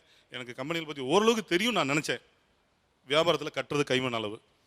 மன்னிக்கணும், நான் படித்த வரைக்கும் டைம்ஸ் ஆஃப் இந்தியாவில் வந்த நியூஸ் படி தமிழ்நாட்டில் சூசைட் பண்ணுறதுல செல்ஃப் எம்ப்ளாய்டு தான் அதிகம். மன்னிச்சுக்கோங்க நான் தப்பாக இருந்தால். 2வது செல்ஃப் எம்ப்ளாய்டில் நிச்சயமாக எங்கள் சைடு தான் நிறைய பேர் இருப்பாங்க. அதே மாதிரி செல்ஃபோன் விற்றவங்கலாம் ஓஹோன்னு இருந்திருந்தால் நான் ஷோரூமை விட்டுட்டு இங்கே வந்திருக்க மாட்டேன். நான் ஷோரூம் பிஸ்னஸில் இல்லை. புரிஞ்சுங்க, டிஸ்ட்ரிபியூட்டரோட மார்ஜின் எனக்கு கொடுத்தது 1%. 1%க்கு பேங்க்கில் கடன் தர மாட்டாங்க. 1% டிஸ்ட்ரிபியூட்டர் மார்ஜின். சூப்பர் ஸ்டாக்கிஸ்னு ஒன்று இருக்காங்க, அவங்களுடைய மார்ஜின் 2லேருந்து அதிகபட்சம் 3%. அது மாதிரி ரீட்டைலர் அவங்களுக்கு கொடுக்குற மார்ஜின், அதாவது டிஸ்ட்ரிபியூஷனுக்கு ஒவ்வொரு கடையாக போய் இந்த 50 ரூபா 100 ரூபா பில் போட்டு கொடுக்குறாங்க இல்லையா, அவங்களுக்கு கொடுக்குற மார்ஜின் 4லேருந்து 4.5%. 300% 400%லாம் சத்தியமாக இல்லை. இந்த பெருநிறுவனங்கள் எவ்வளோ மெர்சிலஸாக கட் த்ரோட்டாக பிஸ்னஸ் பண்ணுது. என்னோட ஒய்ஃப் வந்து வெட்டினரி டாக்டர், அவங்க அழகாக சொல்லுவாங்க, ஒரு பர்டிகுலர் ஸ்டேட்டை சொல்லி, அங்கே மாடை அறுக்கிறப்ப இந்த பக்கம் பால் கறந்துட்டு இருப்பாங்க. அதுவும் இதுவும் உண்மைதான், மன்னிச்சுக்கோங்க. அதாவது அவங்க காசு கொடுத்து பொருளை உங்ககிட்ட வாங்கிட்டு உங்களை கேள்வி கேட்குறாங்க, எந்த கேள்வியுமே கேட்க முடியாமல் காசை கொடுத்துட்டு வாய மூடிக்கிட்டு இருக்கணும். நீங்கள் நல்லா டெவலப் பண்ணி வச்சுருப்போம், ஒரு மார்க்கெட் நல்லா கிரியேட் பண்ணி வச்சுருப்போம். நம்ம அதே நேரத்தில் பார்த்தீங்கன்னா அவங்களோட இன்னொரு கேம் என்ன அப்படின்னா, நம்ம ஏரியாலேயே நமக்கு பக்கத்தில் இன்னொரு டீலர் அப்பாயின்ட் பண்ணி வைக்கிறோம், இன்னொரு ஃப்ரான்ச்சைசி கொடுத்துருவாங்க. அப்போ என்னன்னா இத்தனை நாள் நான் கஷ்டப்பட்டு ஒர்க் பண்ணதுக்கான மரியாதையும் எனக்கு இல்லை. So at the same time என்ன ஆகுனா, அவன் செகண்டாக கொடுத்த ஒரு டிஸ்ட்ரிபியூட்டர் என்னன்னா, இவ்வளோ நாள் நான் கிரியேட் பண்ணி வச்ச பிராண்ட் இமேஜை அவன் யூட்டிலைஸ் பண்ணி என்னோட ஒரு மீகராக ஒரு 50 பைசாவோ 60 பைசாவோ லெசர் ப்ரைஸ்க்கு கொடுத்துட்டாங்க அப்படின்னா அதை கொஸ்டின் பண்ண முடியாதா? அந்த இடத்துல நான் வந்து கஸ்டமர்ஸ் வச்சிருக்கேன், நீங்கள் சார் அது எங்களுக்கே தெரியாமலே சில நேரம் கொடுத்துட்றாங்க. அதுக்கு கம்பெனி ஸ்டாஃப்ஸும் ஒரு உறுதுணையாக இருக்காங்க. அது மட்டும் இல்லாமல் கம்பெனியில் இன்னைக்கு மால் ப்ராக்டிஸ் நிறைய நடக்குது. அதாவது நீங்கள் உயிரை கொடுத்து ஒர்க் பண்ணி உருவாக்கின ஒரு மார்க்கெட்டை கிரியேட் பண்ணி அழகாக கபலீகரம் பண்ணிட்டு போகிறாங்க இன்னொருத்தங்கள்ட்ட கொடுத்து. ஆக்சுவலாக இதில் என்னன்னா, நீங்கள் உழைக்கிற மாதிரி அவனும் கடுமையாக உழைச்சி அந்த மார்க்கெட்டை எக்ஸ்டெண்ட் பண்ணுவார். அவருக்கு இன்னொரு அவருக்கு அடி விழுகும். சார் கம்பெனிக்காரங்களுக்கு அது முக்கியம் இல்லையா சார்? இன்னைக்கு என்ன நீங்க கொடுக்குறீங்க அதை தானே சார் அவங்க எதிர்பார்க்குறாங்க. Right right okay. நம்ம என்ன பண்ணிக்கிட்டு இருக்கோன்றது அவங்க கம்ப்யூட்டரில் இருக்கும். நம்ம எவ்வளோ சம்பாதிக்கிறோம், நம்ம என்ன பண்ணிக்கிட்டு இருக்கோன்றது அவங்க கம்ப்யூட்டரில் இருக்கும். நம்ம வளரவே விட மாட்டாங்க. நம்ம எவ்வளோ சம்பாதிக்கிறோன்றது அவங்களுக்கு தெரியும். அடுத்த ஆளை போட்டு அதை பிரித்து நம்ம லாபம், இவங்களுக்கு இவ்வளோ லாபம் போதும், இவ்வளோ கொடுத்தா போதும், இவங்களை அப்படியே தட்டி வச்சுக்கிட்டு நம்மளை வளரவே விடவே மாட்டாங்க. யூனிஃபார்ம் பில்லிங் இருக்காது. நமக்கு ஒரு பில் இருக்கும், அதே ப்ராடக்ட் அதே எம்ஆர்பி, ஆனால் மற்றவங்களுக்கு வேறு பில்லிங் இருக்கும். செகண்டு இவர் சொன்னால் பார்த்தீங்க டம்பிங்கு, நீ இதை வாங்கினா தான் இதை கொடுப்பேன் அப்படின்வாங்க. அவர் சொன்னார் பாருங்க, அரிசி வாங்கினா ஆட்டா கொடுக்குறாங்க, இது கொடுக்குறாங்கன்னு. அது வேண்டடாக கொடுக்குறது இல்லை. நீ உப்பு வாங்கினா நீ கடலை மாவு வாங்கணும். நீ உப்பு மூட்டை நீ 10 மூட்டை எடுத்தனா 15 பாக்கெட் கடலை மாவு உன் தள்ள கட்டிட்டு போயிடுவாங்க. அப்படி இல்லைன்னா உப்பு கிடைக்காது, கடலை மாவு ஓடாது. கடலை மாவு நம்மளால அவ்வளோ சாப்பிட போகிறதில்ல. ஆனால் நீ உப்பு மூட்டை வாங்கினோம்னா கடலை மாவு வாங்கித்தான் ஆகணும். ஸோ அந்த கடலை மாவை இந்த காஸ்டிங்கில் வச்சு ஃப்ரீயாக கொடுக்க வேண்டிய கட்டாயத்தில் இருக்கும். டீலர்ஷிப் எடுக்கும்போது டேர்ம்ஸ் அண்ட் கண்டிஷன்ஸ் எதுவுமே சொல்ல மாட்டாங்க சார். ஒரு பார்த்தீங்கன்னா ஸ்டாம்ப் பேப்பரில் அடிமை சாசனம் மாதிரி தான் அது. நாங்கள் படித்து பார்த்தெல்லாம் கைது போட முடியாது, நம்பர் 1. பட் எங்களுக்கு பேமெண்ட் அட்வான்ஸ் வாங்கிடுவாங்க. அப்புறம் பார்த்தீங்கன்னாக்கா என்ன ப்ராடக்ட் கொடுக்குறோம், ஏது கொடுக்குறோங்கிறத சொல்ல மாட்டாங்க. ஒரு சர்டன் ஸ்டேஜ் வரும். ஸ்டேஜ் வந்ததுக்கப்புறம் மார்க்கெட்டில் எது ஃபாஸ்ட் மூவிங் இருக்கோ அந்த ப்ராடக்ட் தரமாட்டாங்க. எப்படி கேட்டாக்கா உங்கள் டர்ன் ஓவர் கம்மியாக இருக்குது, நீங்கள் இந்த டர்ன் ஓவருக்கு வந்தீங்கன்னா இந்த ஸ்லாப்பில் வருவீங்க, அப்போ தான் உங்களுக்கு இந்த ப்ராடக்ட் அதாவது விற்காத பொருளை விற்க வைப்பாங்க. ஆமாம், சரி ரைட்டு, அதுக்கும் சரி டர்ன் ஓவர் பேசிஸில் வராங்கன்னு டர்ன் ஓவர் இன்க்ரீஸ் பண்ணுவோம். டர்ன் ஓவர் இன்க்ரீஸ் பண்ணி இயர் எண்டில் பார்த்தீங்கன்னா அவங்க பிரேக்கப் சொல்லுவாங்க. நீங்கள் வந்து வால்யூம் தான் பண்ணியிருக்கீங்க, சாரி இது வேல்யூ தான் பண்ணியிருக்கீங்க, பிரேக்கப் இந்தந்த ப்ராடக்ட்டை இந்தந்த பண்ணலை, அதனால உங்களுக்கு வந்து அந்த இது ஸ்லாப் கிடைக்காது. நம்பர் 1. ரெண்டாவது, காம்படிட்டர் கம்பெனி வச்சிங்கன்னா நம்மளை என்கரேஜ் பண்ணவே மாட்டாங்க. நம்ம டீலர்ஷிப்னு இருப்போம், மெட்டீரியல் எல்லாம் சொல்ல மாட்டாங்க, டீலர் இல்லைன்னு சொல்ல மாட்டாங்க. எப்போ கேட்டாலும் அவுட் ஆஃப் ஸ்டாக் தான் இருக்கும். குறிப்பிட்ட மொழி பேசுகிறவங்க மட்டும்தான் பிஸ்னஸ் பண்ணணும். மற்றவங்கெல்லாம் இந்த ஒரு பர்டிகுலர் பிஸ்னஸ் மேக்ஸிமம் இப்போ மோரார்லெஸ் அப்போ வந்து எல்லா விதமான இடைஞ்சல் பண்ணுறாங்க சார். நம்மளால் அவங்களால ஃபேஸ் பண்ண முடியாதுங்க. All over India it is true. அது யாருனாலையும் மறுக்க முடியாது. அதாவது பெருநிறுவனங்கள் வந்துட்டு எவ்வளோ ஆதிக்க சக்திகளாக இருந்திருக்கிறாங்கங்கிறத கேட்கும்போது மனசு ரொம்ப கஷ்டமாக இருக்குது. அவர் ஒருத்தர் சொல்லும்போது சொன்னார், ஒரு பக்கம் மாடோடைய கழுத்தாக இருக்கிறாங்க, இன்னொரு பக்கம் பால் கறக்குறாங்கன்னு சொல்லிட்டு. இதை விட ஒரு தெளிவான வார்த்தையில் சொல்லிட முடியாது. இவங்க எந்த அளவுக்கு வந்துட்டு அந்த இடத்துல கொடுமைகளை அனுபவிச்சிருக்கிறாங்கங்கிறது வந்துட்டு தெரியும் போது அடப்போட வரி கட்டினா போது அப்படி தோணுது மனசு. பாவம். ஆக்சுவலா இவங்களுடைய பிரச்சனைகள்னு சில விஷயங்கள் சொல்றாங்களா, இதை கேட்குறப்ப எப்படி இருக்கு சுனில், எப்படி இருக்கு? நாம ரொம்ப கஷ்டப்படலையோன்னு ஒன்று தோணுது. அப்புறம் இவங்க சொல்லும்போது இவங்களுக்கு மேல இருக்கிறவங்கள கேட்டா என்ன அவங்க என்ன சொல்லுவாங்க, அந்த கதை இதை விட பெருசா இருக்கும். எப்படி இருக்கும், அவங்களுக்கு யார் என்ன டார்கெட் ஃபிக்ஸ் பண்ணிருப்பாங்க அப்படின்னு எனக்கு இப்போ அதுதான் மைண்ட்ல ஓடிட்டு இருக்கு. அப்போ நம்ம ஏதோ ஒரு சூழலுக்குள்ள மாட்டி இருக்கோமோ, மெயின் சுவிட்சை கண்டுபிடிக்க முடியல. அதான் ஒரு விஷய சைக்கிள் தான் இது, எங்கேயோ எப்படியோ என்னமோ ஓடிக்கிட்டு இருக்கு இந்த ப்ராசஸ். அப்ப இது ஒரு ஆர்டிஃபிஷியலாவே உருவாக்கப்பட்ட நெருக்கடி. ஆமா, இது ஆமா உண்மை. அதுதான் ஒரு இம்பர்சனலான ஒரு பெரிய கேம். இது யாரும் கடைசியில் எல்லாருமே தோத்துட்டு இருக்கோம்னு தோணுது. என்னுடைய ஃபைனல் கொஸ்டின், இன்னைக்கு இப்போ நீயான மாதிரி ஒரு ஷோ குறைஞ்சபட்சம் வணிகர்களை கூப்பிட்டு ஏங்க இவ்வளோ வேலை அப்படின்னு கேட்க முடியுது. அப்புறமா உங்க பிரச்சனை என்னங்கன்னு கேட்க முடியுது. ஒரு ஜனநாயக அமைப்பாக அது இருக்கிறது. அவங்க மாதிரி மக்கள் சொல்றாங்க இதோட விலை குறைக்கணும், இந்த டாக்ஸை குறைக்கணும், அவங்க கூட கவர்மெண்ட்ட பேசுவாங்க, அல்லது அரசாங்கம் அவங்கள கேள்வி கேட்க ஏன் இப்படி ரொம்ப லாபம் வைக்கிறீங்க. ஆனா இந்த பெருநிறுவனங்களை ஒரு தனி மனிதன் எப்படி கேள்வி கேட்பது, அதோடைய விலையேற்றத்தை? இப்போ வரைக்கும் அதற்கு நேரடியாக நான் வந்து பாதிக்கப்பட்ட நபராக உணர்கிற பட்சத்தில் இப்போ வரைக்கும் கோர்ட் ஆஃப் லா தவிர நீதிமன்றங்கள் இல்லாமல் வேறு எந்த வழிமுறைகளையும் அவங்கள நேரடியாக நம்ம கேள்வி கேட்க முடியாது. ட்ரேடிங் தான் பெரும்பாலும் நம்ம இப்போ பேசிகிட்டு இருக்கோம். இந்த ட்ரேடிங் நிறுவனங்களுக்கு அப்படி ஒரு ஒரு ரெகுலேட்டர் அப்படிங்கிற ஒரு ஃபார்மேட் கிடையாது. அப்புறம் இந்த லாபம் நம்ம திரும்ப ஒரு சைக்கிளில் சுற்றிட்டு இருக்கோம் இல்லையா, அதுவும் அங்கே தான் தொடருது. இன்றைக்கு வந்து ஒரு நிறுவனத்தில் நான் ஒரு சிஇஓவே இருந்தால் கூட என் நிறுவனம் எவ்வளவு லாபம் சம்பாதிக்க வேண்டும்ங்கிறத என்னால் தீர்மானிக்க முடியாது. அப்போ அதுக்கு ஒரு போர்டு இருப்பாங்க. அந்த போர்டு மெம்பர்கள் போடுற கணக்கு மட்டும்தான். முன்னாலேயாவது வருடத்திற்கு ஒரு முறை லாபம் எவ்வளோ லாபம் இருக்கணும், போன முறை எவ்வளோ லாபம் சம்பாதிச்சதோ அதை விட அதிக லாபம் இருக்கணும். இப்போ அதுவும் போயாச்சு. குவார்டர் போன குவார்டரில் என்ன லாபமோ அதை விட அதிக லாபம், அடுத்து அதை விட அதிக லாபம், அடுத்து அதை விட அதிக லாபம், அடுத்த வருடம். நீங்கள் இந்த கணக்கில் போனீங்கன்னா இவங்கெல்லாம் நிறைய சம்பாதிக்கிற மாதிரி குறுகின காலத்தில் நிறைய சம்பாதிக்கிறாங்கன்னு சொல்கிறாங்க இல்லையா. ஆனால் இவங்க எல்லாருமே குறுகிய காலத்தில் பெருஷாயிருவாங்க. இந்த ஸ்டடி இன்னும் கொஞ்ச நாள் கழிச்சு பாருங்க. 3 தலைமுறையா ஐயா வந்து ஒரு நிறுவனம் பண்ண நடத்தினார். முடியாது. இவங்களால அதை பண்ண முடியாது. ஏன்னா 3 வருடங்களுக்கு முன்னாடி அவர் ஆரம்பிக்கும் போது என்ன டார்கெட் இருந்ததோ அந்த டார்கெட்ல இருந்து 3 மடங்கு அதிக டார்கெட்டை அவர் 4வது வருஷத்துல வச்சிருப்பாரு கையில. அதை செய்ய முடியாம இவர் வெளியே போகும்போது அந்த 3 வருட சம்பாத்தியம் மட்டும்தான் இவங்களுக்கு கிடைக்கும். புத்திசாலிகளா இருந்தாங்கன்னா அதை வச்சு இவங்க தப்பிச்சுக்கணும். ஏன்னா 4வது வருஷம் அதை செஞ்சே முடிக்கக்கூடிய ஒருத்தன் 80% அவன் தோல்வி அடையட்டும், அவர் போயிடுவார். ஆனா நிறுவனங்களுக்கு 80% விற்பனை முடிஞ்சது. ஏன்னா மீதி இருக்கிறத நடத்துறதுக்கு எங்களுக்கு ஆட்கள் வந்துருவாங்க.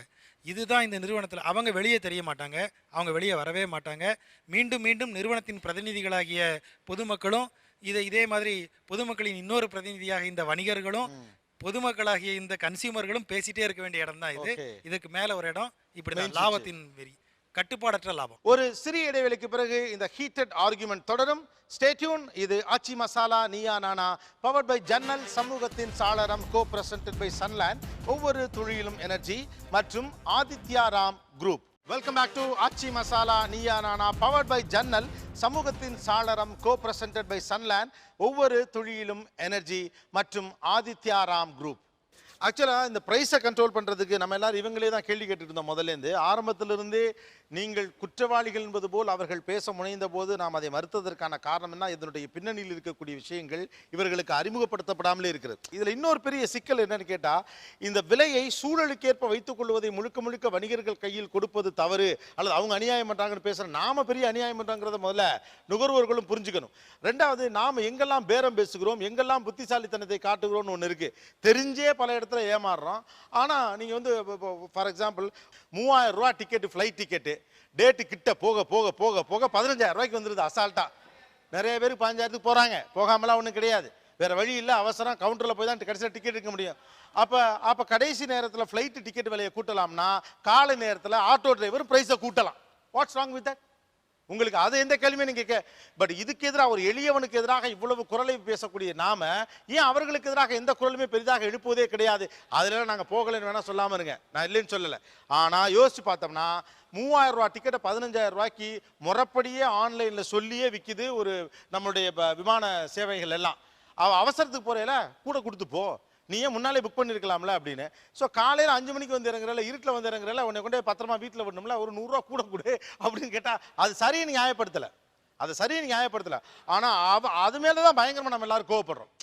நாம் எல்லாருக்கும் நுகர்வு வெறியும் பேரலாக அப்படியே லாப வெறியும் இருந்து கொண்டே இருக்கிறோம். ஸோ அது நம்ம அவங்கள்ட்ட மட்டும் இருக்க நம்ம சொல்லிட முடியாது. It is a culture. இது நியூ ஏஜ் எக்கானமியில் சர்வீஸுங்கிற எல்லாருக்கிட்டையும் லாப வெறி வந்துருச்சு.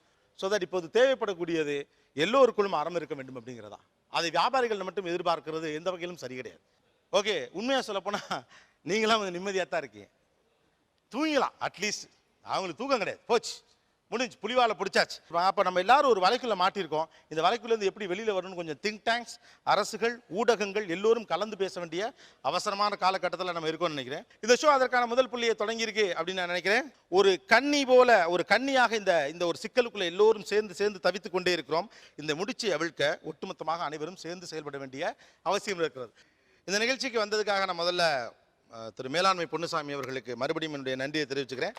ஏன்னா நம்மளை பொறுத்த வரைக்கும் அவர் ஒரு தந்தை ஸ்தானத்திலேருந்து இதை பார்த்தார். ஒரு வியாபாரி, ஒரு எழுத்தாளர், ஒரு சமூக பார்வையாளர் என்ற அடிப்படையில் ஒரு வியாபாரத்தில் இருக்கக்கூடிய இயல்பான நெறி என்று ஒன்று இருக்கிறது. அது மரபு ரீதியாக தொடர வேண்டிய விஷயம், அதை நம்ம கைவிற்றக்கூடாது. நமக்கு அலாரம் அடித்தது. இப்படி எல்லாருக்கும் ஒரு தந்தையின் ஸ்தானத்திலிருந்து பாடம் சொல்லி அவருக்கு கௌரவப்படுத்தணுங்கிறதுக்காக அந்த பரிசை கொடுக்கணும்னு நினைக்கிறேன்.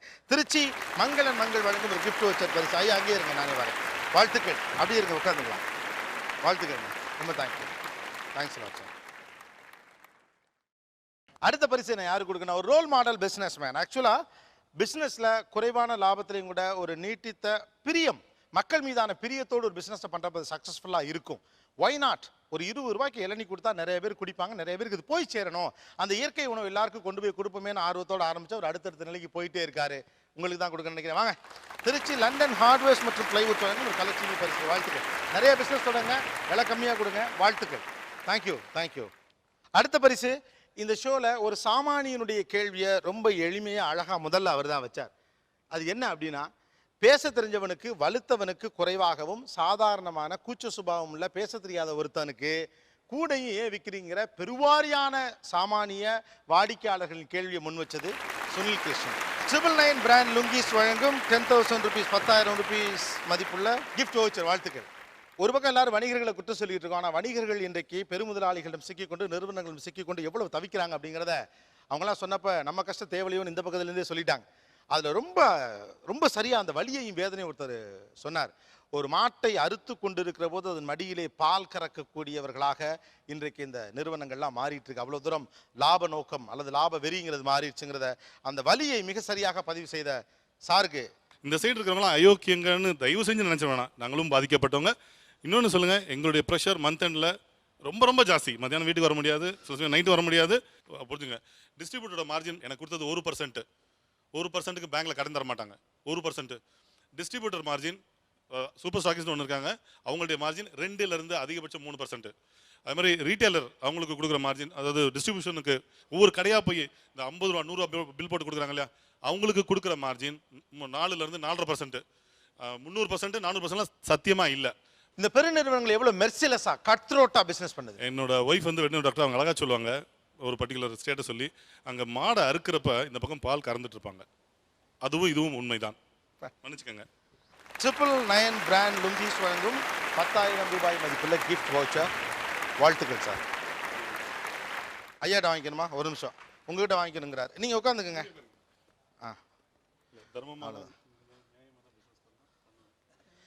நிகழ்ச்சியில் கலந்து கொண்ட அனைவருக்கும் கோபிநாத்தின் நெஞ்சார்ந்த நன்றிகள். மீண்டும் இன்னொரு சந்தர்ப்பத்தில் பேசுவோம். இது ஆச்சி மசாலா நீயா நானா, பவர் பை ஜன்னல், சமூகத்தின் சாளரம், கோ பிரசன்டட் பை சன்லேண்ட், ஒவ்வொரு துளியிலும் எனர்ஜி மற்றும் ஆதித்யா ராம் குரூப்.